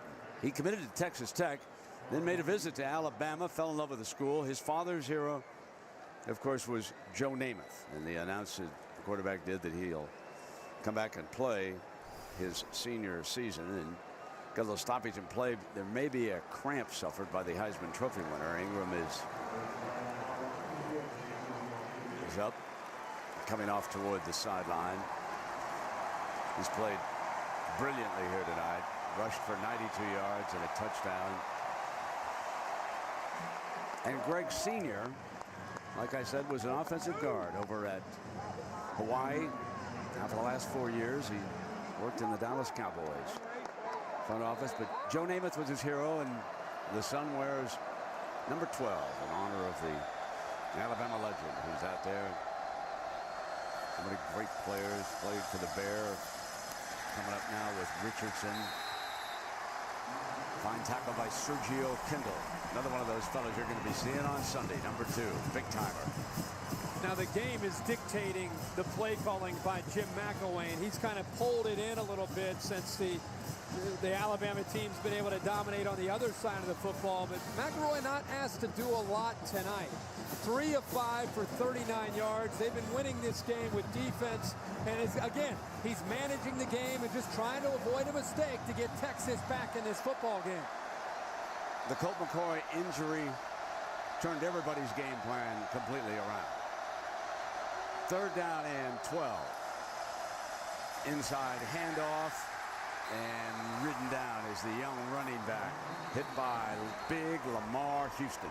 You know, I think you got to understand what Alabama's doing. They're working a little bit of clock. They're being conservative. They're being smart. They don't want to give Texas an easy turnover. But look, Lamar Houston almost ripped that football out. This will be a great look at it. He gets in there so quickly, and he's able to get a hand on the football. Look how close that ball came to coming out. I think he actually may have kept it against the thigh pad that time of Ingram. Here's Fitzgerald back to Shipley again to fair catch at the 46-yard line. So freshman Garrett Gilbert will bring the horns out, working with a short field, and see if he can put some points on that scoreboard. Our view from the DirecTV Ultimate Picture Cam here tonight on this lovely Southern California evening. The tide has been rolling ever since they trailed it by 6 points. And what is so very hard for Greg Davis right now with this offense, Herbie, is the fact that they never did establish a big-time running game this year. And now when you got a freshman quarterback and you have to dial up the same plays, it makes it even doubly difficult. They'll try to run again and nothing doing. As we go down below for more on Colt, here's Lisa. Well, Brent, I just spoke to Colt's father, Brad McCoy, who is now back up in the stands, and he obviously very concerned about his son. He said it doesn't appear that the shoulder injury is too serious. He said that the x-rays were negative, so that right now it appears to be a sprain, but they won't be able to confirm that until he's evaluated further. What Mr. McCoy told me is that Colt actually had been really begging the coaches and the trainers to let him go back into the game. He He said he just wanted to give it a shot, to give his team everything that he had. But ultimately, everyone around McCoy, Mac Brown, the team doctor, his father, they all decided that it wasn't worth taking the risk, that he needs to be concerned and take care of his NFL future. Guys. All right, thank you very much, Lisa. And on that play, Eric Anders, the defender for Alabama, had it read perfectly, and Newton couldn't hang on to the little swing. And so Texas now facing a 3rd and 10. Gilbert has had 4 passes dropped here tonight, so certainly his receivers have not helped him a lick.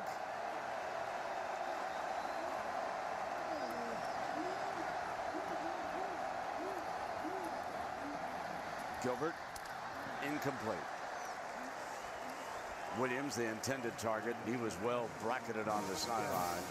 Brent, that's what I was going to mention. One of the things when you face a Nick Saban defense is he's going to double a couple of your wide receivers, especially on 3rd down situations.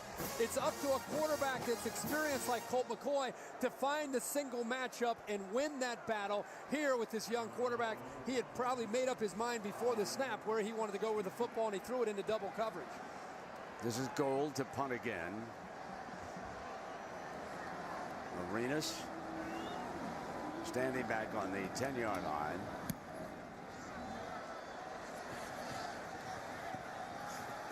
Into the end zone. It'll come out on the 20-yard line as we go to Chris Fowler.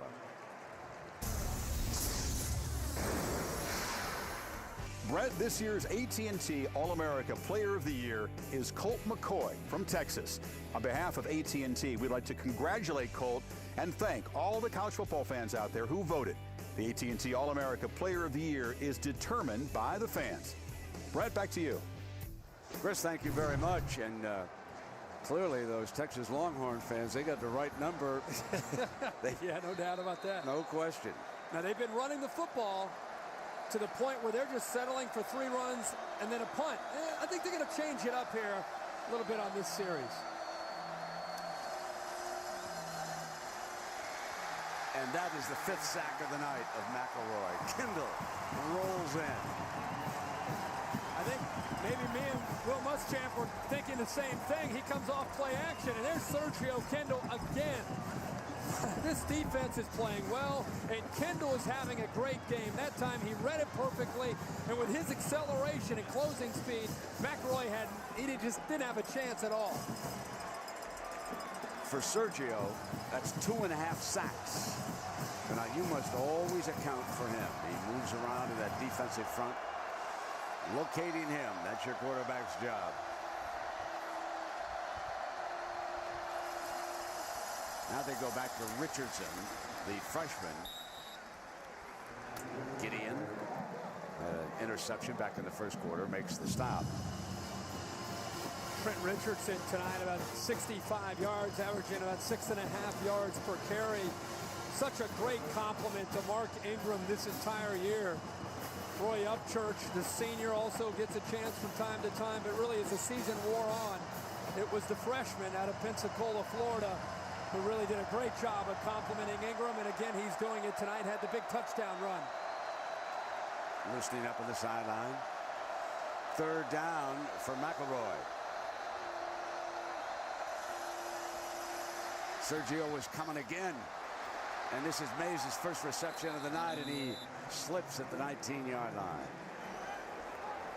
Well, he almost was able to hit a crease there and go a long way for Alabama, but much like what Texas has been doing on 3rd down and long, just keeping it simple, trying to get it out to Mays to see if, again, he could try to hit a crease much like Marquise Goodwin did. At some point, you got to try to block a punt when you're struggling the way Texas is. A return a punt. No matter how good Shipley is, this punter has been hanging it high. Yeah. Coverage has been all over Shipley. This is a big-time leg. There is another fair catch of a P.J. Fitzgerald punt. The only thing that Fitzgerald has been able to do tonight is find the receiver on that fake punt. Well, 5 of the nation's brightest young lawyers will discover the real world requires more than a degree. ABC's the Deep End. That's a new series, and it premieres Thursday night, January 21st at 8, 7 Central on ABC. That's the Deep End. Thursday night on ABC.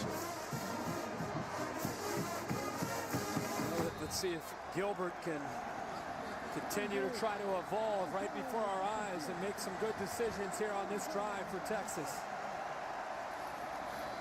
They start off with the inside handoff. Trey Newton. Newton has rushed 13 times for 39 yards. And Monroe coming around the edge 3 times for 33. Remember, he lost on the third one. Nothing doing. Just stoned right there in the middle. Big number 99, Josh Chapman. He and Terrence Cody. And this defensive line and really the entire defense start to get into some predictable play calling, and they are, we've talked about it since he's been in there. They're really coming after him. Now you have a freshman quarterback on third down looking into this defense. Now, I think everybody out there watching, now you know why Tim Tebow in Florida had so much trouble. Think about this defense that you're watching here tonight. Yes, a little bit easier with a freshman quarterback. There's no question about that. But consider, let's not take anything away from this Bama group. This is a sensational defense. There's Goodwin, he's speed. That's who they must use the rest of the way because of his breakout speed. Well, Marquise Goodwin and Shipley can get it going, and also DJ Monroe because they can do it so quickly. Listen, again, you know what's coming on third down if you're Alabama. It's just a matter of being able to stop it. And that time, Kareem Jackson comes in late and tries to dislodge the football that time from Goodwin, but they're able to pick up the first down.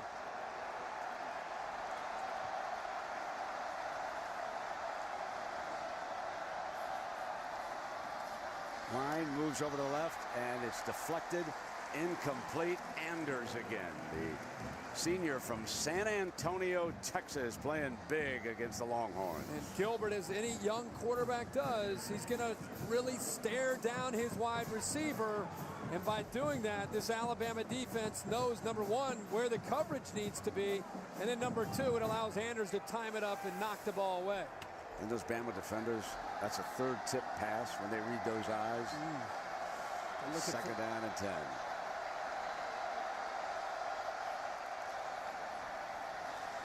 Gilbert going deep down the middle. Got a man, got Shipley. Touchdown, Texas! 44 yards. Gilbert to Shipley, who shook arenas.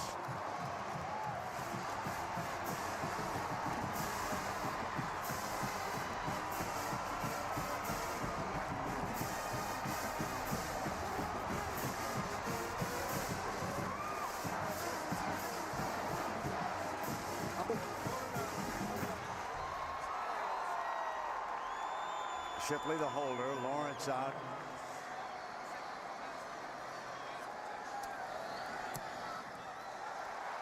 Knocks it in.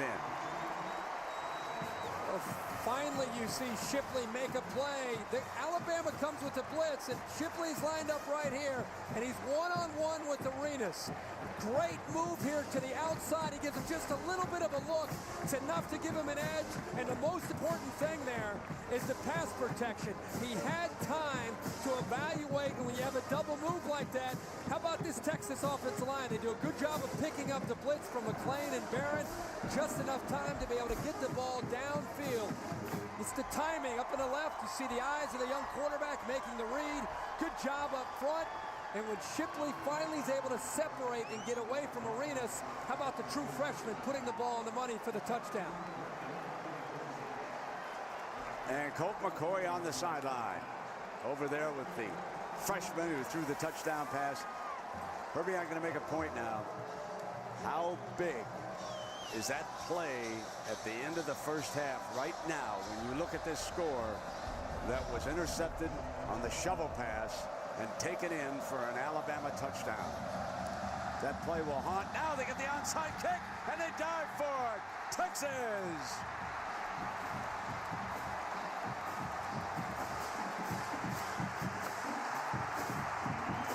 No quitting the Horns. No, let's give a lot of credit to the Texas defense.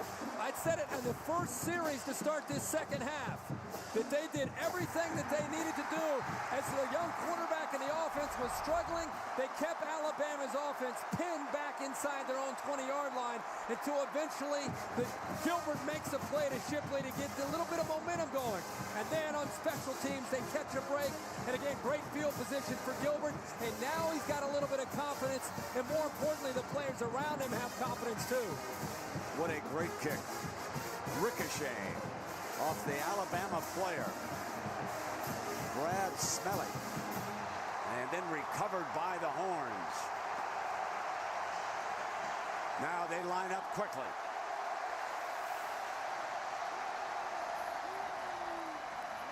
Gilbert's got a field, got a man open on the far side. Shipley's up in the air and he's covered incomplete. Jackson is the defender who's there.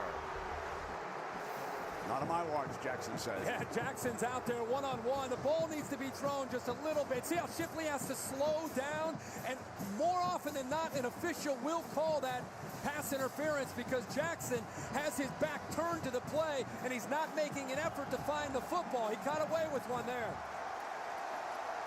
2nd and 10.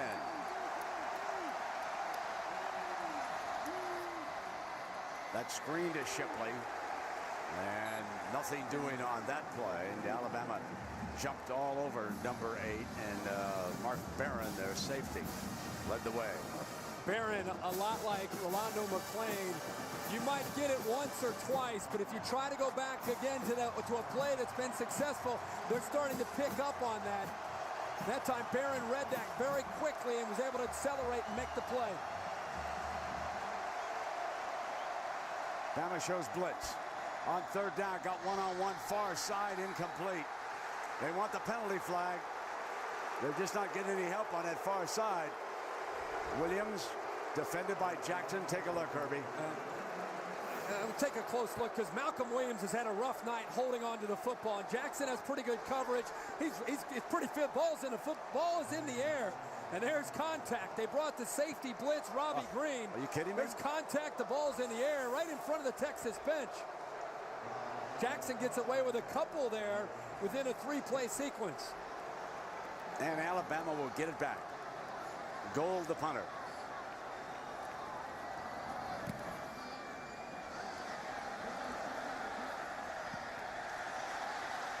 It's going to be down at the 6-yard line.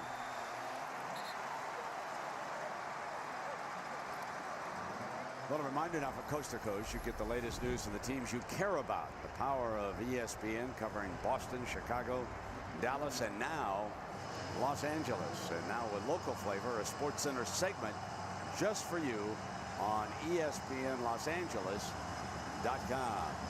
Remember this Texas defense in the second half. They've been able to take advantage of Jim McElwain calling a conservative game plan. Now they're backed up inside their 10-yard line. Texas has momentum. Will they get more aggressive? Will they continue to be predictable, allowing this Texas defense to force a 3-and-out to get the football in great field position? Richardson stays in.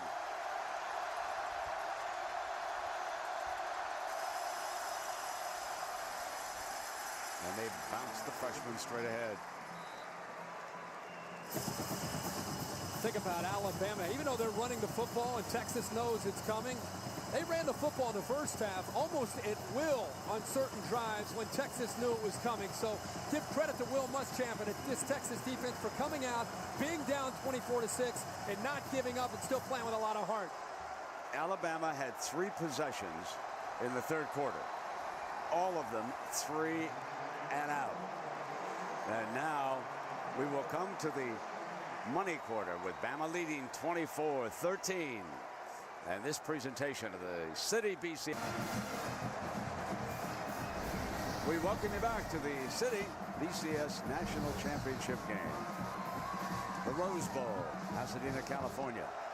Big series here for Alabama. They've gained only 3 yards in the second half. Just 3 against this Longhorn D.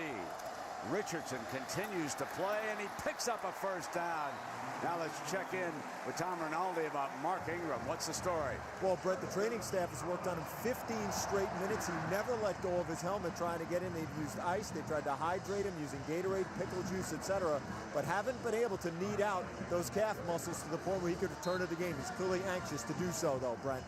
That's having the freshman backup, Richardson, just hammered for a big first down.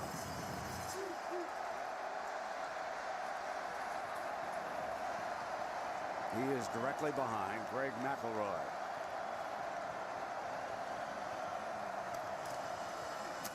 Coming again. Robinson, but he needed help from his friends. That young man is as powerful as Ingram, it looks like. Yeah, absolutely. You put him in a weight room and you'd be sitting there in awe. He's just a guy that has tremendous power, low center of gravity, tough to bring down. We've talked a lot about him tonight, how he's a great complement to what Mark Ingram can do. And Alabama working a little bit of clock, continuing well. They've got to be careful, though, again, of being too predictable. But at the same time, deep in their own territory, they don't want to take too many chances.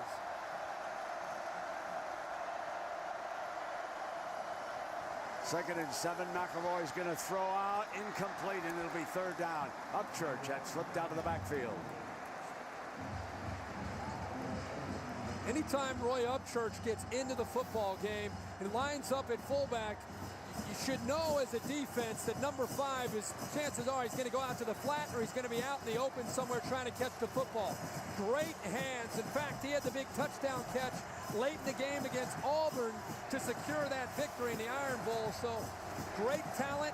They like to use him. You know, he's listed as a tailback up at fullback to try to surprise defenses. Alabama is 0 for 8 on third down. Here comes number 9.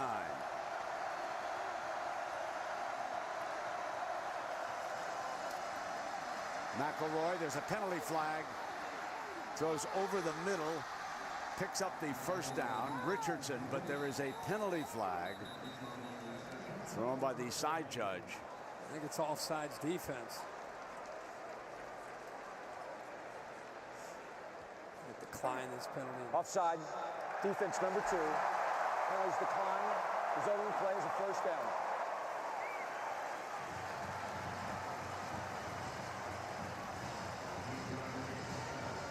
It's not just picking up first downs, but when you're down by 11, every first down that you allows Alabama to continue to eat clock, continue to keep the football away from Texas. And just when they had a little bit of momentum and Alabama hadn't had any first downs in the second half, Bama feels that heat, and they come back with a couple big first downs in their own territory.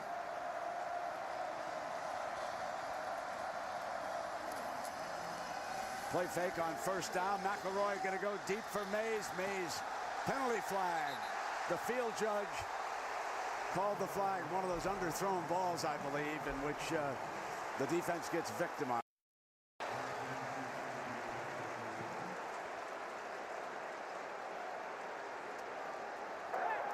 Pass interference. I'm rating the defense. 15-yard penalty and automatic first down. It's another great call here on 1st and 10 when it looks like you're starting to just run the football and work on the clock. You try to lull the defense to sleep, and there's a little bit of pushing going back and forth on both sides. And I think on 1st and 10, like Brent, for Greg McElroy, that's probably his most comfortable down to throw the football. He got the matchup that he wanted. He just overthrew it, but he caught the first down with the pass interference. McElroy ready again. Here's Richardson. And another penalty flag flies after the tackle by Houston. Texas over there celebrating for a holding call, but we'll have to wait and see.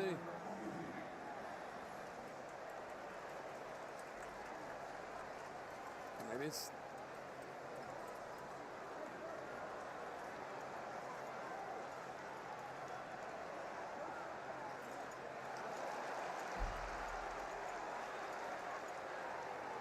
Crew's having a little bit of trouble. Yeah, personal foul. Obviously. Number 2 in the defense.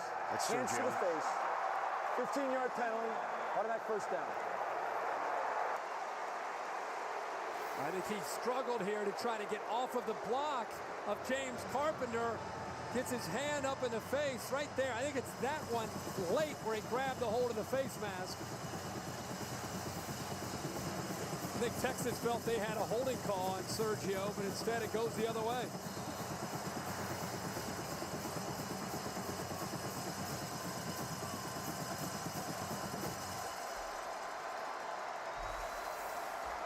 Not happy. First down across the 40-yard line.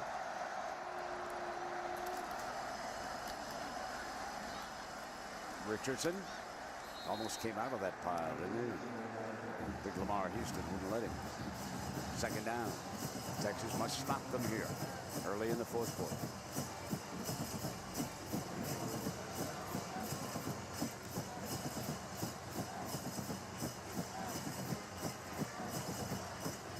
You know, if you were looking at a statistical difference between Mac Brown's team and Nick Saban's, you would have looked at the penalty charts. And here tonight, that is showing up again. Coming into this game, 180 fewer penalty yards against Alabama over the course of the season. Tonight it's 67-23. Alabama with the fewer penalty yards. So that difference shows again as Richardson loses his helmet.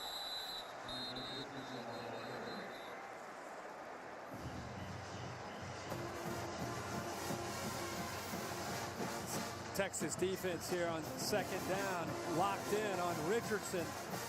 Gideon this time in earnest, the backup to McElroy, who's been in there most of the second half, able to get pretty physical, get him back into Alabama, back into this third down. So here it is, third down and 5.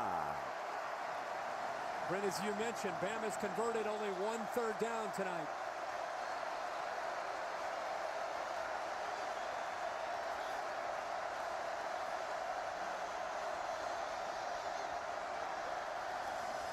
Going to try to throw for it. Incomplete. Mays was coming back and appeared to slip. Let's say it was Julio Jones on that far side who slipped. He's trying to give a little bit of a look to Williams like he's going to go downfield. They both slipped. And you know, I've heard a lot about, you can help me here, the ryegrass. They said it's slick. It's overseeded. Especially in the evening. Yeah. A little bit of that fog in the air along the Pacific coast here. Here's Tiffin with a 52-yard attempt.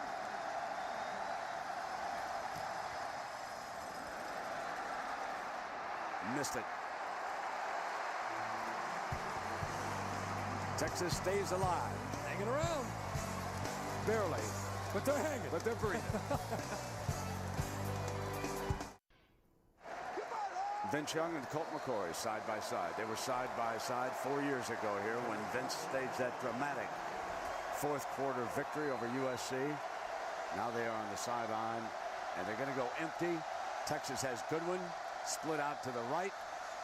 Gilbert will come underneath. Shipley makes a very fine catch on a first down, and Herbie, he's getting a little more comfortable throwing the ball here. I think he's settling down, and Greg Davis has done a good job of adjusting to what he's more comfortable with, how they're going to attack the Alabama defense. And you and I, at the break, both agree. Marquise Goodwin, Jordan Shipley, these guys have the ability to hit a crease in man-to-man coverage, and they can take it to the house and put you right back in a position to have a chance to compete in this game.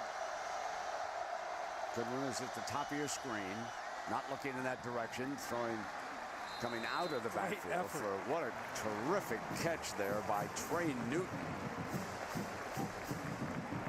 Well, Trey Newton has a bright future for this Texas offense as a running back. People are very critical of their inability to run the ball, but I don't think that's a reflection necessarily of Newton. I think he's going to be a great player. There's a penalty flag.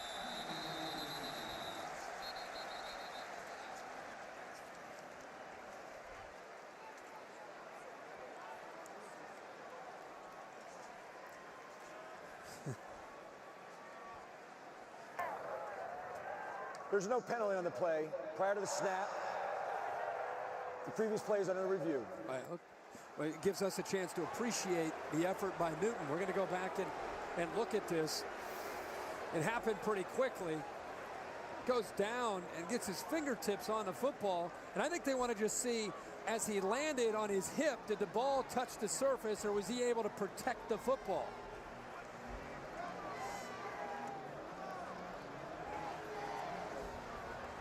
So this will be probably the best look at whether or not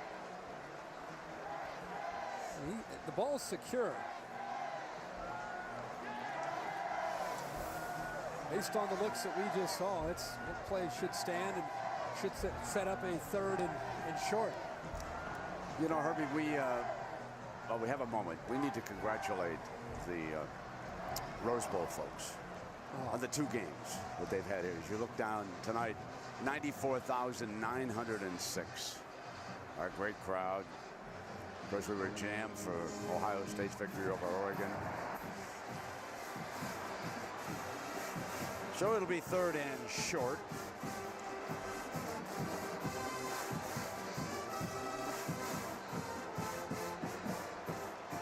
You got to believe the quarterback sneak is coming, and big Terrence Cody will be in the middle of this. This is not Terrence Cody's kind of game, defending a spread offense, but anytime they go quarterback sneak or short yardage, the big fella can get involved in a game plan.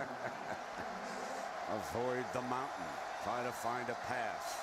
Third down and 1.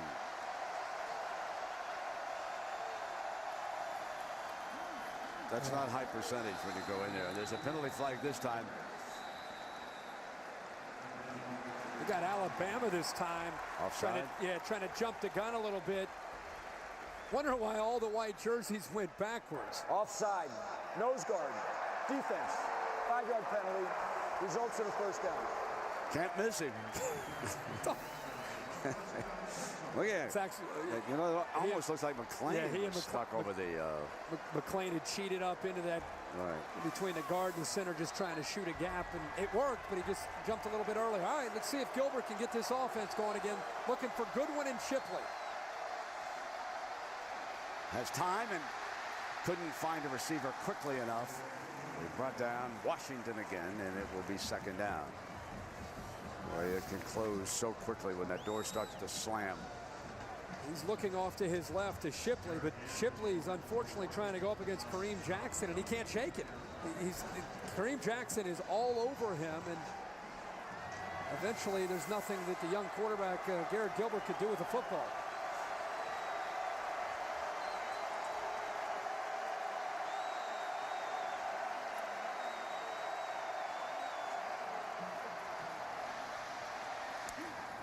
Middle, complete to the 46-yard line, and that time he did find Shipley, who was double covered, threw it well. That is a lot of traffic in there to the middle of that Bama defense. They've had a lot of success on third down with the tunnel screen.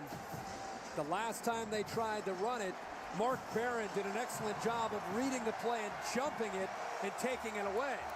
But they have hit a couple big ones to Marquise Goodwin. Maybe a good time to fake it to Goodwin and maybe try to go to the tunnel screen on the other side.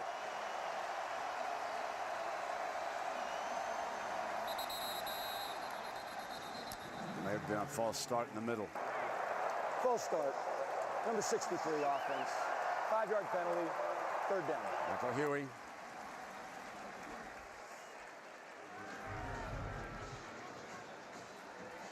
They're either going to roll the quarterback out away from the pressure, kind of moving the launching point from Mack Brown, or just get the ball out of his hands quickly with some type of screen. You don't want him sitting back there in that pocket with this Alabama defense on a third down.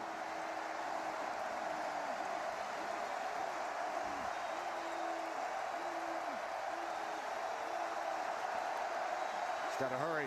Got it off. And fires a beautiful ball to Shipley for a first down. Barron was the defender, and it was a fine throw to Shipley for 13 yards. All of a sudden, Garrett Gilbert's looking like a seasoned veteran. Walks up, sees the coverage that he wants, makes a little adjustment, gets the matchup to Shipley, and calmly steps up, maneuvers well in the pocket, and makes a nice throw to Shipley for the first down.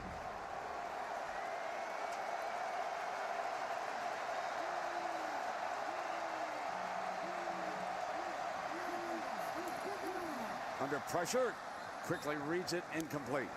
Got it off though when he saw the heat coming. Well, that's okay. I mean, when you're not only trying to execute, you're also trying to work with the clock. Here comes McClain closing in on him.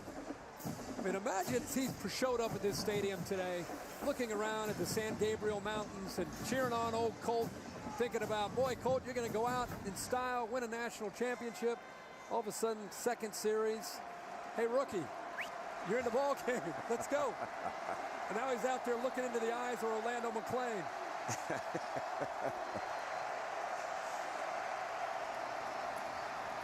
Here's Gilbert with time, steps up into his throw. They've got another first down with Shipley.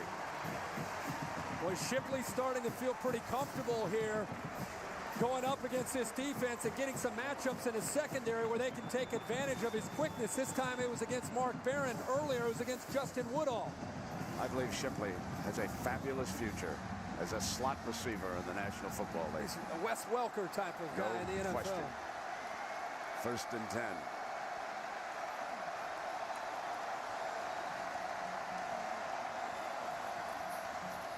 Quick strike to the outside, and Buckner's upended. Alabama is doing everything that they can to disrupt the rhythm that this young quarterback Gilbert has all of a sudden found. This time they decided to bring Arenas on a blitz, so it's a different looks. They're rushing 3 and dropping 8, and other times bringing pressure, but the young man continues to read the defense properly and making good decisions with the football, but he's got to finish this drive. Second down and 13, Whitaker becomes one of his receivers.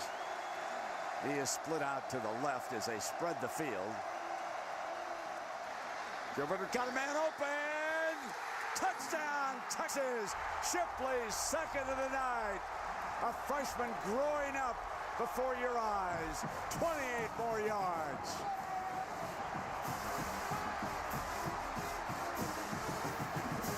He saw one-on-one coverage with his best receiver against Robbie Green, the sophomore. There was some confusion in the secondary from Alabama. You could see Green in the background turning around. He thought he had safety help. And how about the freshman recognizing the one-on-one coverage, puts it up in the air where Shipley can make the catch. His 10th catch of the night for 122 yards and 2 touchdowns.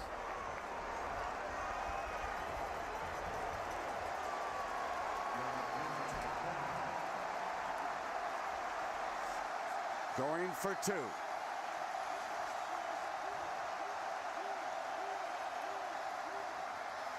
Middle. Got it. Complete. Buckner.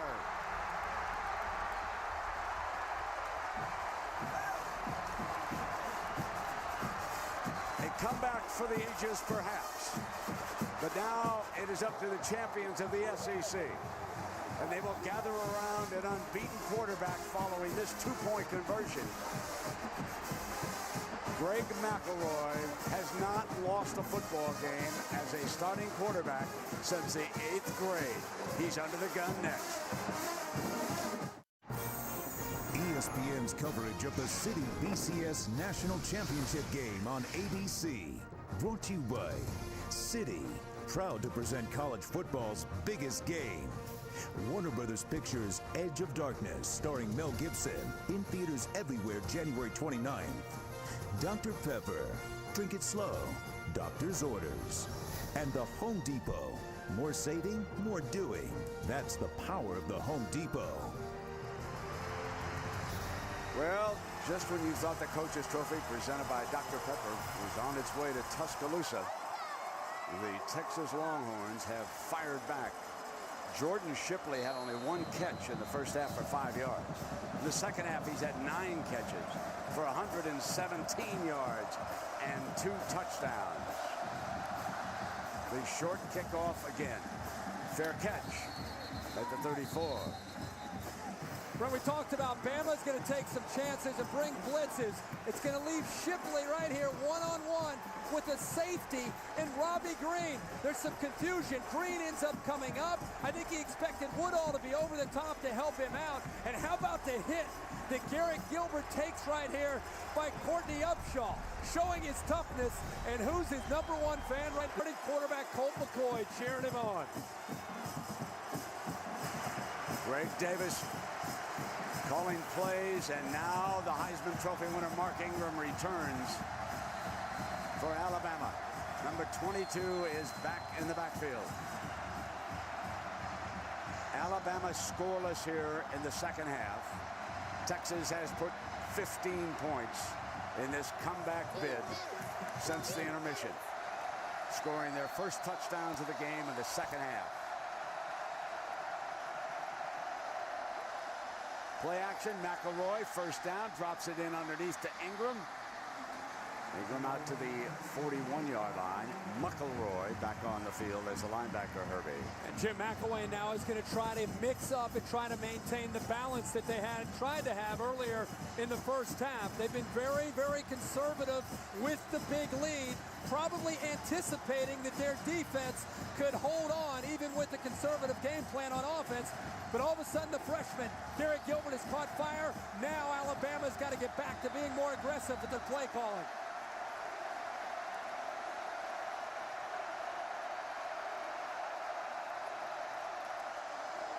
Ingram bounces outside.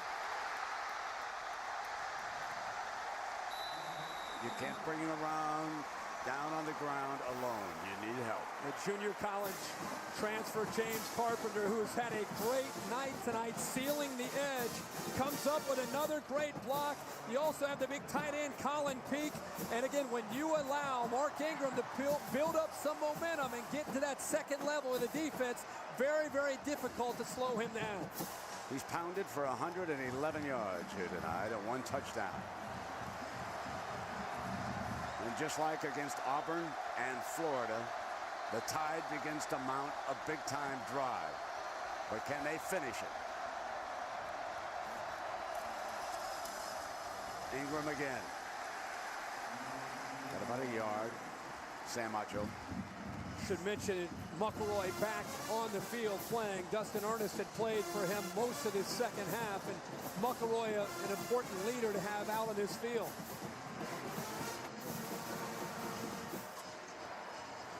Ingram's mom watching there in the middle, the black and white coat, Flint, Michigan. 2nd and 9.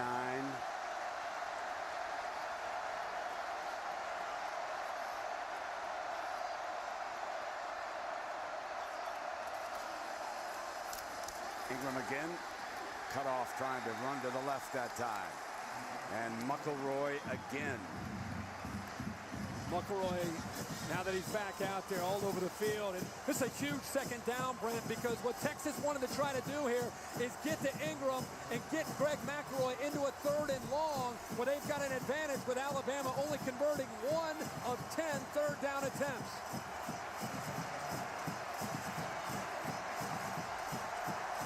Third and 8.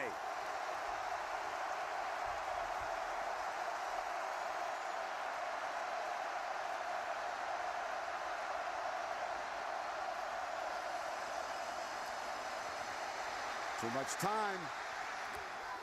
Incomplete.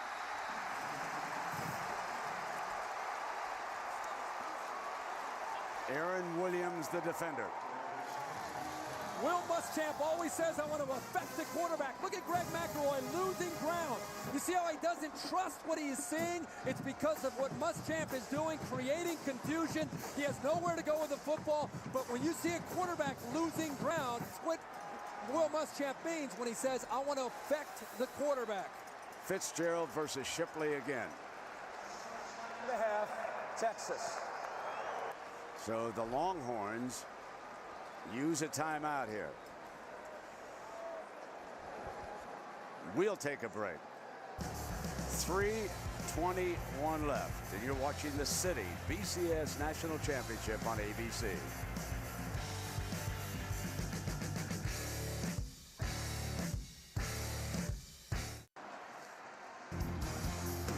We welcome you back to the City BCS National Championship with Kirk Herbstreit. I'm Brett Musburger. Texas rallying in the second half, trails it by 3. 45 points on our board tonight. And Shipley, who has scored their 2 touchdowns, goes back deep. A high, beautiful punt. Shipley will have to go for the fair catch at the 7-yard line. Here's young Garrett Gilbert. Yeah, when Garrett Gilbert came into this game, as you would expect, he's forced in because of the injury. The game was moving fast. They were pressuring him. not seeing open receivers. All of a sudden, he started to settle down. The defense gave him a reason to believe with good field position. Offensive line giving him time to throw. And I think this throw to Shipley really ignited his confidence and started to make him believe that he had the goods and he had what it takes to be able to lead this offense. But now he finds himself deep in his own territory to try to make some adjustments. What a change of events. 4 of 22. Look at his last 14 throws, hitting 10 passes. Travis High in Austin, Texas, led them to 2 state championships. From his own end zone. Middle, incomplete, and there's a penalty flag. Mark Barron working in the secondary. Mark Barron holding on to Kirkendall. Looks like defensive holding to me. Holding. Number 4 defense against an eligible receiver. 10-yard penalty and an automatic first down. We should note that with a young quarterback back there, how about this Texas offensive line? There it is. I mean, Barron clearly holding on to Kirkendall. This Texas offensive line, the same line that gave up 9 sacks against Sioux in Nebraska, they haven't given up a sack tonight. Down toward 3 minutes.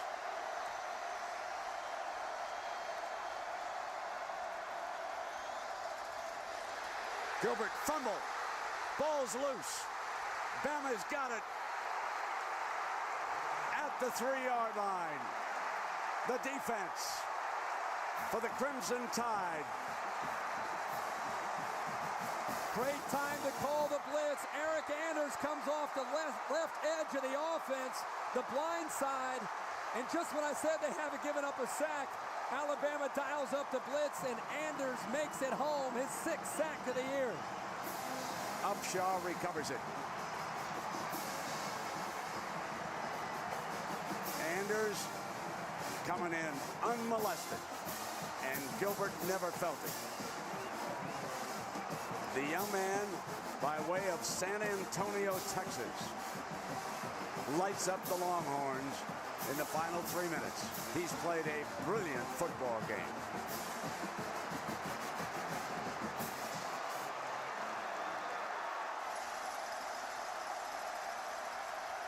Mount Cody, the lead fullback. Here's Ingram to the 2, and it will be 2nd down and goal. Important for Texas not to lose their swagger here. I know it's a big turn of events, but Alabama in these situations, they've not always been able to capitalize and score touchdowns in the red zone. It's something that has haunted Greg McElroy and the Crimson Tide offense. You know they're going to come in there with the big running back, Mark Ingram, but Texas, if they're able to hold them to a field goal, obviously they're still right in this football game.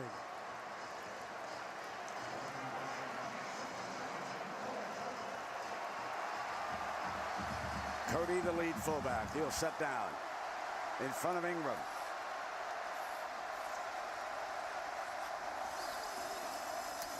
Ingram stopped. It'll be 3rd down and goal from the 1-yard line.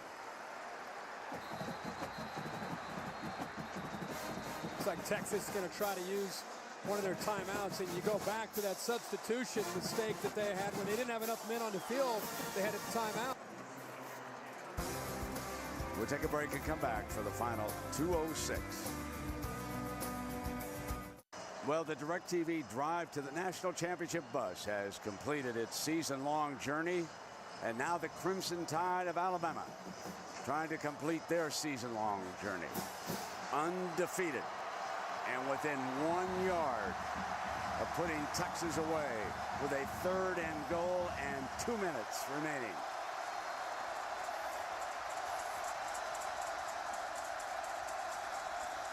Cody leads Ingram. Ingram battles, 2nd effort, touchdown. His 2nd of the night. Shonda, his mother. And we hope that Mark Sr. was able to watch. He, of course, has been incarcerated up in New York. He's awaiting final sentencing. He stays in constant touch with Mark, passes along coaching tips to him through Mom. It's our turn, baby. It's our turn. And when we talk about all the Heisman Trophy winners who have struggled in the BCS championship game, you will not include Mark Ingram in that list. He came up huge here tonight. Shook off a hamstring cramp, whatever it was, down on the sideline. Yeah. And the touchdown, very fitting way for Alabama to put the seal on this, because you said it, second effort from Mark Ingram. And how many times in 2009 have we seen that very thing by Ingram? Initially feels a little bit of a presence from Texas, but fights through the corner, Aaron Williams, and eventually lunges in for the you would think, again, the touchdown that puts this out of reach for Texas. And in a night where they got conservative, didn't ask a lot from Greg McElroy, ended up 6 of 11 for 58 yards, they turned to the running game, and the tandem tonight of Ingram and Richardson.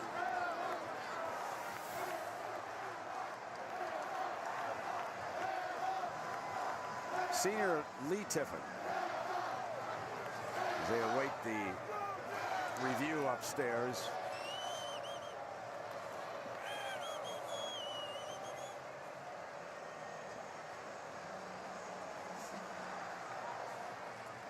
Didn't seem to be much doubt. Did you think, Herbie? No, I think probably just to be safe. After further video review, the ball breaks the goal line plane prior to either knee hitting the ground. It is a touchdown.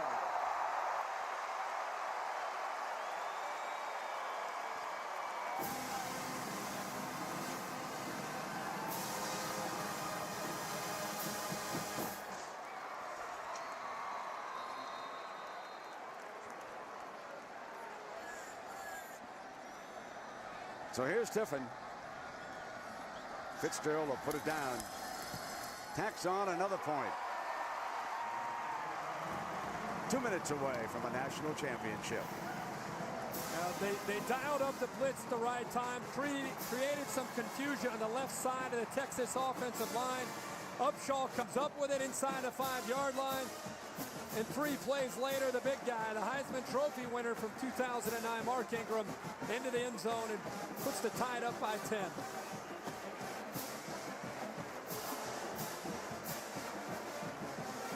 And over on the side, I'm enjoying that.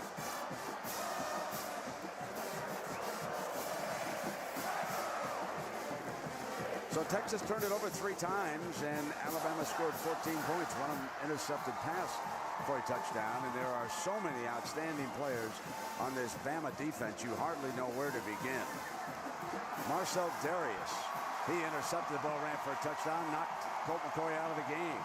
Lorenzo Washington came up big. Eric Anders moments ago. Orlando McClain has played big all night long. Corey Reamer on that blitz, one after another. And many of them are coming back next year. And with this win, Herbie, I predict that Alabama, in some polls, will go off as the preseason #1. I don't know how they can't be with the players that they have coming back. Dante Hightower will be back from his injury. They'll probably lose McClain to the NFL, but I'm with you. I don't know how you can't have him up at #1 with everything they have coming back. Well, a reminder now that ESPN will kick off Super Bowl week in South Florida on Sunday, January 31st. McDonald's presents the 2010 Pro Bowl. How's that for a doubleheader? Go down to Miami, watch the Pro Bowl, stick around for a week, and catch the Super Bowl. You a fan of the way they've moved the Pro Bowl? I like it when it's in Hawaii myself. But I think, you know, for a little change of pace, and for the business it's going to bring to South Florida. What do you do with all the players in the Super Bowl that can't play in the Pro Bowl? They don't like to play that game anyway, between you and me. Stepping away, Gilbert. So, Colt McCoy. And when you think about this year, ladies and gentlemen, remember how the season began? It was Sam Bradford. He was the reigning Heisman Trophy winner. There was Tim Tebow. He'd won a Heisman at Florida. There was Colt McCoy. There were the three great quarterbacks. And now think about what happened. Sam Bradford injured against BYU, knocked out by Texas down there as we watch this play unfold with Gilbert. And it's intercepted at the 30-yard line. They get down. The clock will continue to run. That championship trophy is headed back to Tufts Tuscaloosa. Well, let me go back about those quarterbacks. And then Tim Tebow suffered that serious injury. I think it was in a concussion.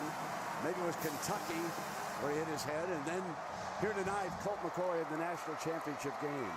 Just an unbelievable turn of events with three marquee quarterbacks. Yeah, no question about it. And obviously in the championship game, you hate to see Colt go down. Really been impressed with Gilbert here. He just locks in. And didn't even see Javier Arenas throws it right into his chest. And again, that's just part of being a young quarterback. And as soon as he threw it, he knew that he had made the mistake. But Arenas has had a brilliant career in his years in Tuscaloosa. And it's fitting for him as much as it is for Ingram for him to come up with a big turnover and get the interception. It's been a long time between championships as Richardson comes in. There's a penalty flag thrown downfield. And you think about Nick Saban.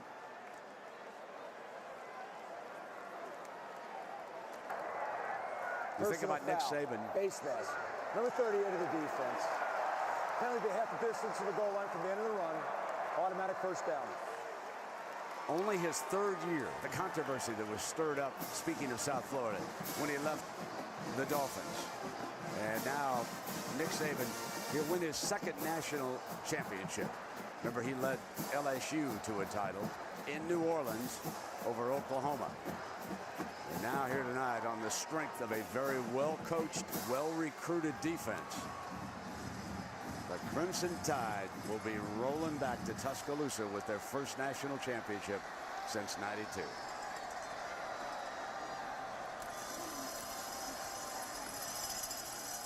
And when you think of these two as Richardson battles toward the end zone, you think about these two coaches, Herbie, they're not going to have to dial up a loan anytime soon. These are two of the highest salaried in the country. There's Mac Brown, 2009 salary. And look at what Nick Saban came up with tonight, a little $400,000 worth of extra sugar. Now that's going good. That's not too bad, is it? He's a big individual winner tonight. And there's Mac Brown, tough night. The team certainly did not quit. They deserve very high marks for hanging in here in the second half.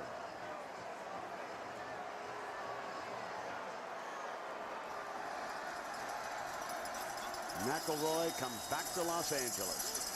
Richardson barges into the end zone, his second of the night.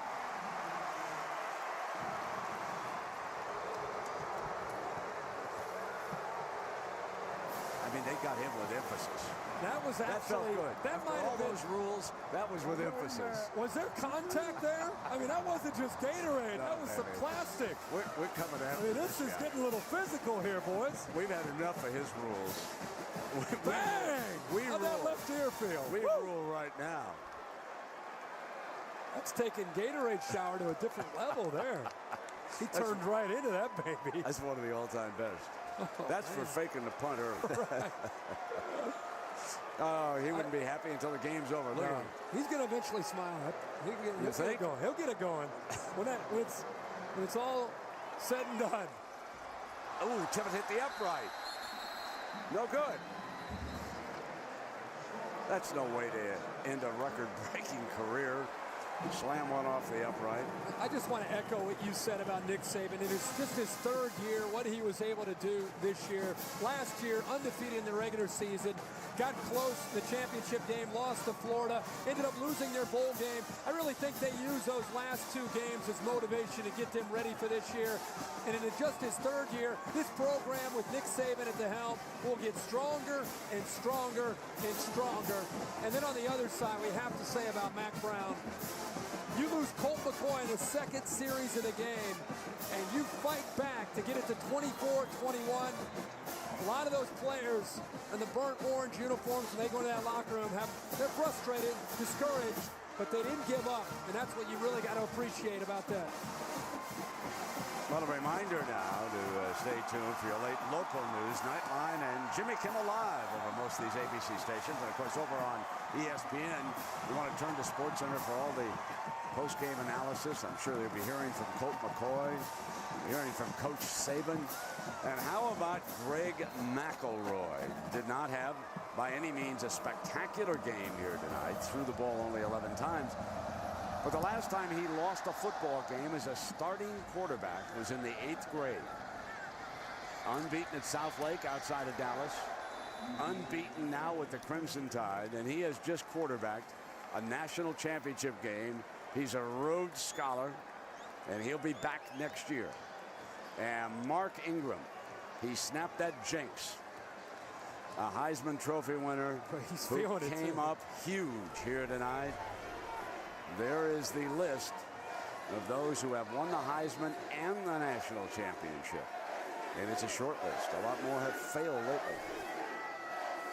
Since 1950. That's something? Incredible.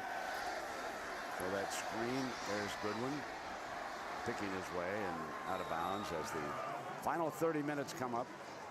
And we talked about, I'm sorry, we talked about Alabama next year being a team. How about with Gilbert, the way he grew up, the Texas Longhorns, they're probably not going to miss a beat. All of a sudden, the experience he gained tonight will be invaluable in 2010 as he gets ready to take over for Colt McCoy permanently.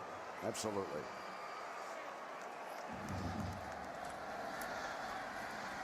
Gilbert. Deflected and intercepted. Picked off on the deflection by Alabama's Tyrone King, a senior who's out just bringing the clock down from Birmingham, Alabama.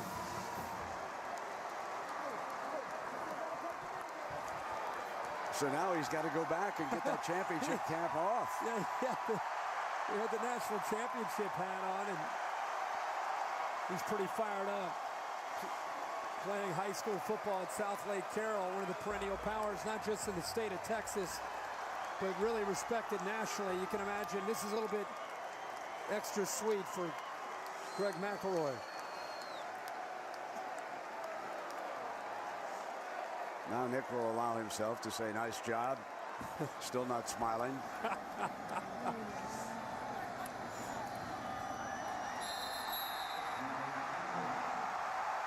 That'll do it. Crimson Tide wins the national championship. The Bear would be proud.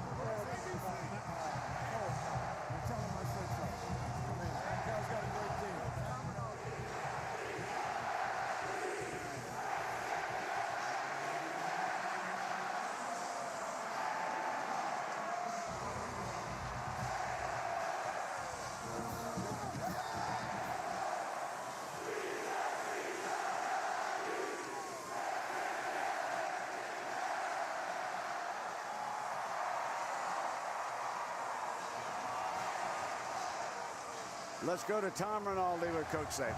Coach, you knew it wasn't going to be easy when Texas closed to within 3 late in the 4th quarter. What was your message to your defense? Well, our message at halftime was we got to play for 60 minutes. You know, championship teams and teams that get to this point are going to be able to come back, and they did, and that speaks well for the character of their team and their coaching staff. And, you know, they did a great job of coming back. I was proud of this bounce back, though, in the 4th quarter. The first coach to win 2 BCS national championships with 2 different schools.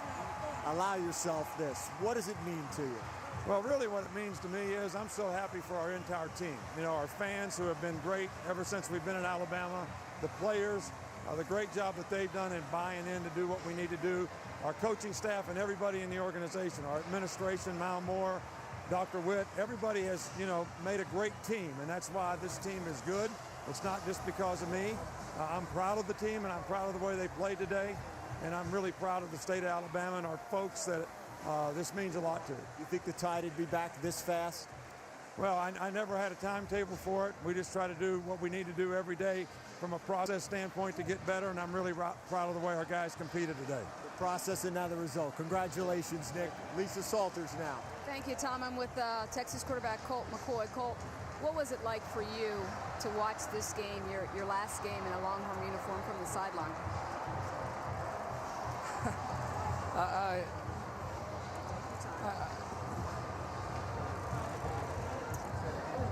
I love this game. I have a passion for this game. I've done everything I can to contribute to my team, and we made it this far. And it's unfortunate I didn't get to play. I would have given.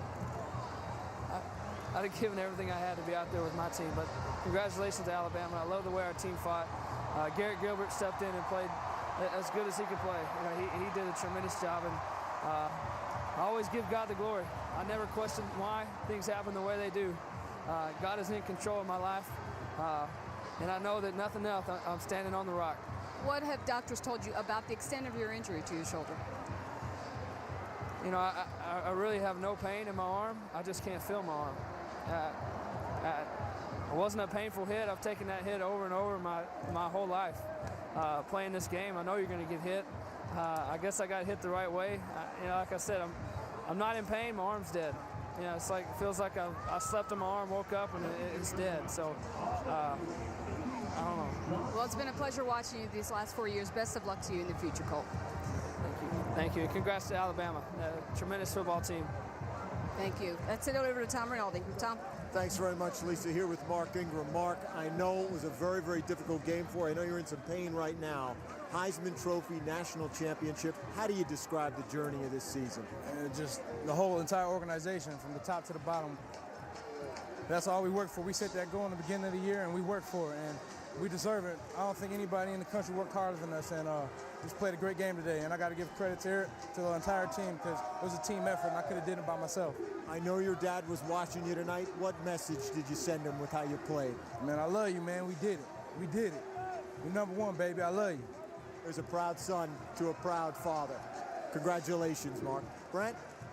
Tom and Lisa, thank you very much. And I think that a whole lot of folks, Herbie, have seen just the kind of impressive young men that we deal with around the landscape of college football. The Alabama team coming away with another national championship. And what are your thoughts that you're taking away from this? Number one, Alabama played a nearly perfect game when they played Florida, because that was a real goal for them. I really wondered, I think a lot of people wondered, could they recreate that same magic and intensity? And they were able to do it. They were also able to take advantage of the opportunity when McCoy went down. Give Texas all the credit in the world for not going away and quitting and fighting back to get it within a 3-point game. But at the end of the day, the champion in college football this year, very, very deserving that it's the Alabama Crimson Tide. Exactly. Well, they still have the presentation of the Coach's Trophy presented by Dr. Pepper when we continue here tonight on ABC.